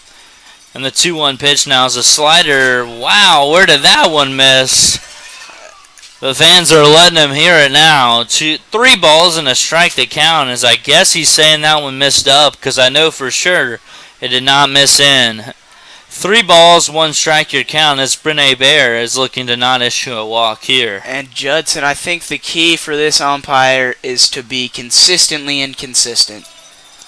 Consistently inconsistent is one way to put it, as Brene Bear issues a 2-out walk here to Chase Kemp, and will send up the third baseman, number 27, Sam McElreath, with 1 on and 2 outs. And we'll see if Brent can get back in the zone here and maybe induce a ground out here. Yeah, and McElreath has gone 0 for 2 tonight, but has reached base twice on a fielder's choice and a walk. And that ball's ripped to center field, but should be in for Tanner Roach, who makes the play, taking 2 steps to his left, and the Generals get out of the 8th inning despite a 2-out walk. We head to the bottom half of the 8th inning, leading this one 7-2.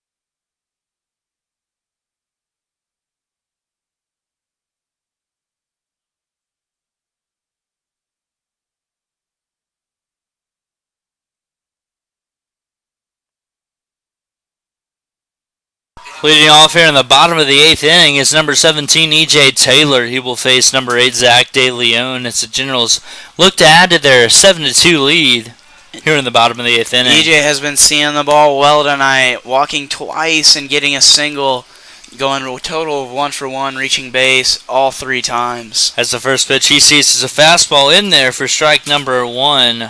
No balls and a strike to count. The 0-1 pitch hits him.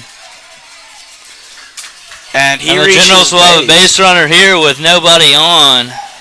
With nobody out and 1 on now. They'll send number 1 Jose Diaz to the plate. And E.J. Taylor looks like he's going to end the night without being retired at the plate. And you just got to give him a round of applause seeing the ball this well tonight. And Jose Diaz comes up going 0 for 2, but had a sac fly in his last at-bat. And the pitch is a fastball taken on the white line for strike number 1. The catcher definitely set up outside and hit his spot, and the umpire is going to reward the pitcher, Zach DeLeon, as E.J. Taylor gets a little bit of a lead over there at first. And that slider had a lot of leg break on it, but the catcher, Jacob Padilla, set up outside, and the pitch missed inside. And like Judson said a little bit ago, that the home plate umpire isn't going to reward him for throwing a strike if he can't hit his spot. And the pitch is a fastball, hearty hack by Diaz, definitely up in the zone, but he swings and misses, and the count goes to 1-2. Diaz steps back into the box, looking to get in the hit column tonight for the Generals, as he hasn't had the best night at the plate, but we know what he can do is that fastball misses outside downstairs. Count evens up at 2-2. E.J. Taylor about to take his lead off first base as Zach DeLeon steps back on the mound and looks into Jacob Padilla for his sign. As DeLeon looks over at Taylor and delivers the 2-2. The 2-2 pitch hits Jose Diaz at the plate, and that's going to give the Generals 2 base runners here with nobody out for number 44, Tanner Roche, the leadoff man for the Generals. We'll see if they can get something going here. Add to their already 5-run lead here in the bottom of the 8th inning. Just 3 outs away from securing the victory in this ballgame. And Tanner Roche, who was one of the offensive fireworks last night for the Generals, hasn't got a hit tonight, going 0 for 3, striking out twice, but has reached once on a walk, and he also scored a run, as he can fly when he gets on the base path. As the first pitch misses for ball number 1. No, that first pitch was in there for strike number 1, Zach DeLeon. Threw a 2-seam fastball in there for strike number 1 as Tanner Roche behind at the count. No balls and a strike. The 0-1 pitch is a fastball that misses inside ball 1. Tanner Roche has evened up the count here. 1 ball and 1 strike. See, I just saw into the future, and I knew that there was going to be a ball in the count. As Tanner Roche is getting ready for the 1-1 pitch. My guy here on my left is a future reader. As that pitch is grounded up the middle and gonna get through for a base hit. E.J. Taylor is gonna step on the brakes there at third base, and the bases will be loaded now for Kobe Potvin as Tanner Roche gets his first hit of the ball game. A screamer up the middle, out of the reach of the diving Jordan Yates. And the Generals are in business here, trying to extend their lead with Kobe Potvin coming to the plate. Bases loaded, nobody out. And like Judson said, that's going to bring up the designated hitter tonight, Kobe Potvin, going 1 for 3 so far with a single, a couple groundouts, and was hit by a pitch in his last at-bat and ended up getting thrown out at home, trying to go from second to home on a ball that was hit up the middle. We'll see what he can do here with nobody out and the bases loaded. It's the first pitch he sees. Looked like a changeup that misses down for ball 1. 1 ball, no strikes to count.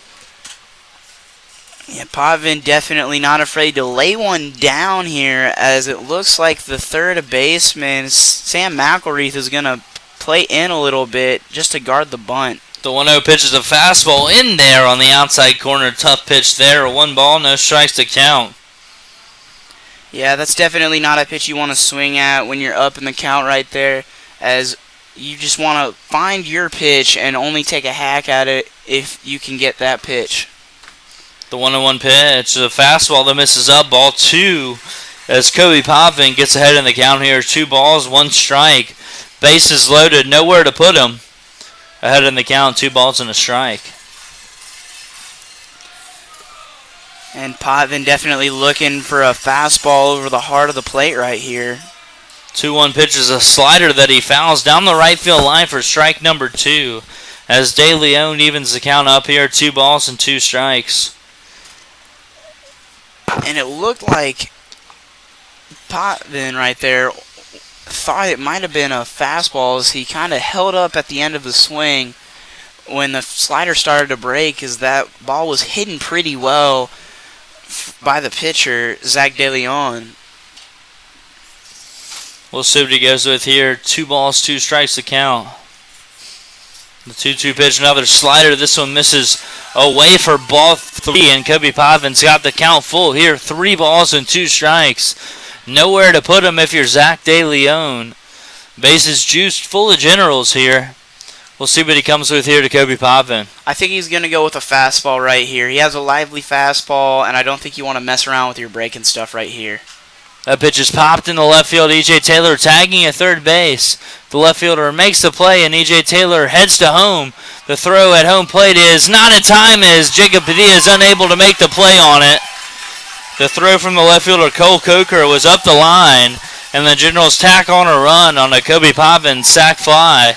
Both runners are able to advance, or able to move up, and the Generals take an 8-2 lead. Yeah, a bit of a surprising move that E.J. Taylor would tag right there because that wasn't very deep. It was a shallow fly ball. I was also surprised that E.J. went on that one. Got the benefit of the doubt on that one as he was able to score on that one, and the Bombers now bring the infield in as Peyton Robertson steps to the plate. The first pitch to Peyton Robertson's fastball in there for strike number 1. No balls and a strike to count. The Generals have now scored consecutive runs in the last 4 innings. That's some consistent offense right there for sure. To say the least, that is some consistent offense, as Peyton Robertson is a dangerous hitter with runners in scoring position. As he takes an 0-1 pitch inside, a slider for ball 1. 1 ball, 1 strike to count. Peyton has scored 3 times, drawing a walk, a double, a single, and a flyout, going 2 for 3 so far. The 1-1 pitch is a slider that misses ball 2. 2 balls and a strike to count. Not really sure where that one missed, Patrick, but I don't know either, because that looked like it hit his spot. It had to have missed up. like I've said, it's looked like all night that this umpire really sees the fastball well in and out. But the breaking ball, he's just not really sure where it crosses the plate, as Peyton Robertson's got ahead of the count here, 2 balls and a strike, as the Generals obviously aren't complaining here. 2-1 pitch is ripped into left field. Jose Diaz tagging at third. He's going to go. Cole Coker's throw would have been in time, as it would have been a gun to the catcher, Jacob Padilla. But Jose Diaz smartly stays at third base, and there's now 2 down here in the bottom of the 8th inning. Yeah, that was a really good move by Jose Diaz right there to just draw the throw and see where it went.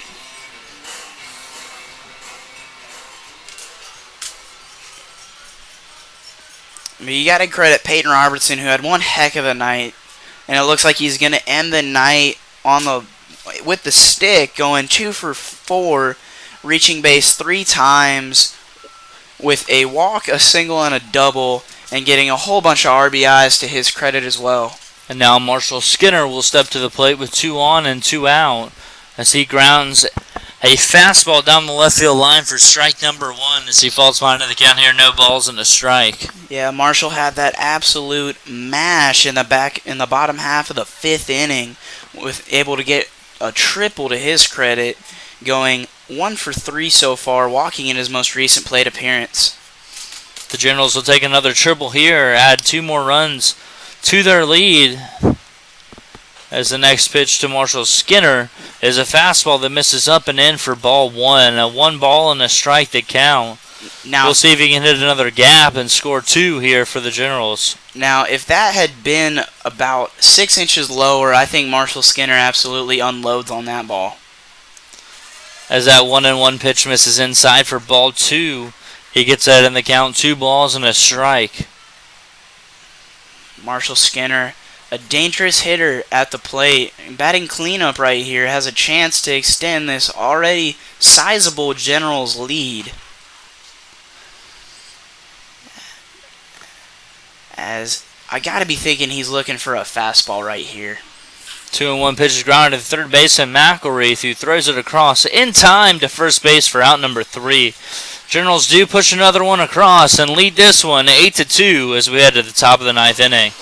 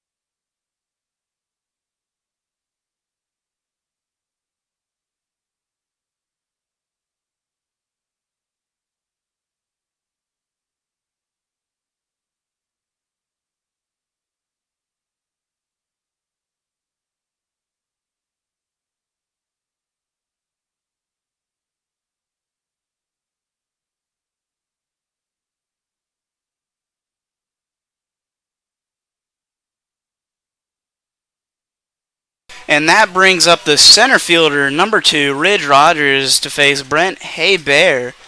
And Ridge Rogers so far is 0 for 3 with a couple flyouts and struck out. Was negative 3 years old. As Haybear starts his windup and delivers the 0-0, and that fastball misses outside for ball number 1.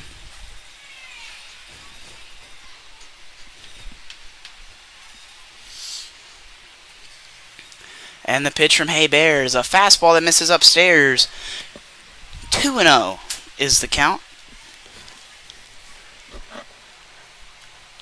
As Haybear throws down the rosin bag, pretty upset with himself for missing those couple spots. As Haybear starts his windup, and that changeup misses downstairs and inside for ball number 3. Haybear looking to get back into the strike zone right here, in danger of walking and getting the lead base runner on.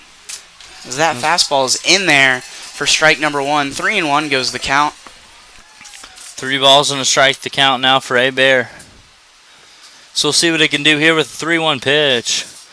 3-1 pitch is swung on and missed for strike number 2 as he's climbed all the way back in the count here. 3 balls and 2 strikes, and will be looking to deliver a payoff pitch here to Ridge Rogers. The payoff pitch is swung on, ripped into center field. Tanner Roach should have a play on that one, and he does for out number 1.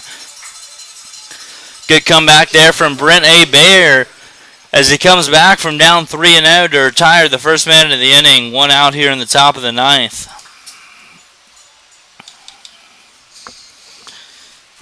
It will be the catcher, number 25, Jacob Padilla, stepping to the plate now for the Bombers.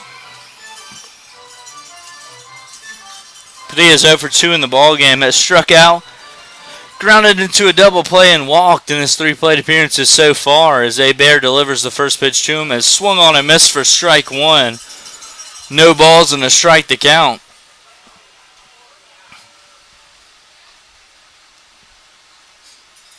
The 0-1 pitch, another fastball. This one in there for strike number 2 as he's quickly ahead of Padilla here. No balls and 2 strikes.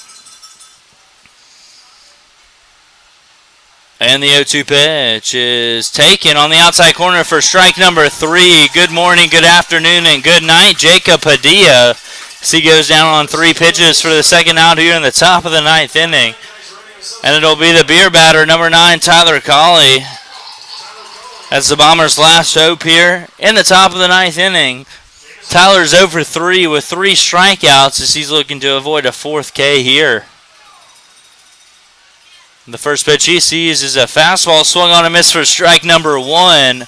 No balls and a strike to count as Brent Haybear has shown command of the fastball and off speed here in the top of the 9th inning, which is something you love to see as a Generals fan, just coming out and throwing strikes up big here in the 9th. The 0-1 pitch, another slider. This one misses down and away, ball 1. 1 ball, 1 strike to count here on number 9, Tyler Colley, as the Generals look to close this one out and move to 27 wins on the season.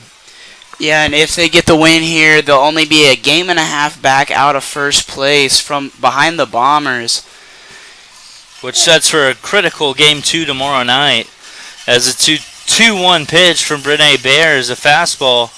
Lost his bat. That was popped into short left field and caught by the second baseman, Zach What Vuletic. a play. Nice play there, a diving catch. And Jacob Padilla flies out to the second baseman. And that's the ball game for you, folks. Generals win this one 8-2 over the division-leading Brazos Valley Bombers to climb within a game and a half of the leading Bombers. Tomorrow night, the Generals will be back in action at the same time against the same team in the finale of a 2-game series. It will be their final game of a 4-game homestand. And they only have 3 more home games on the season, so come out if you can make it. Until next time, folks, don't forget, go Generals!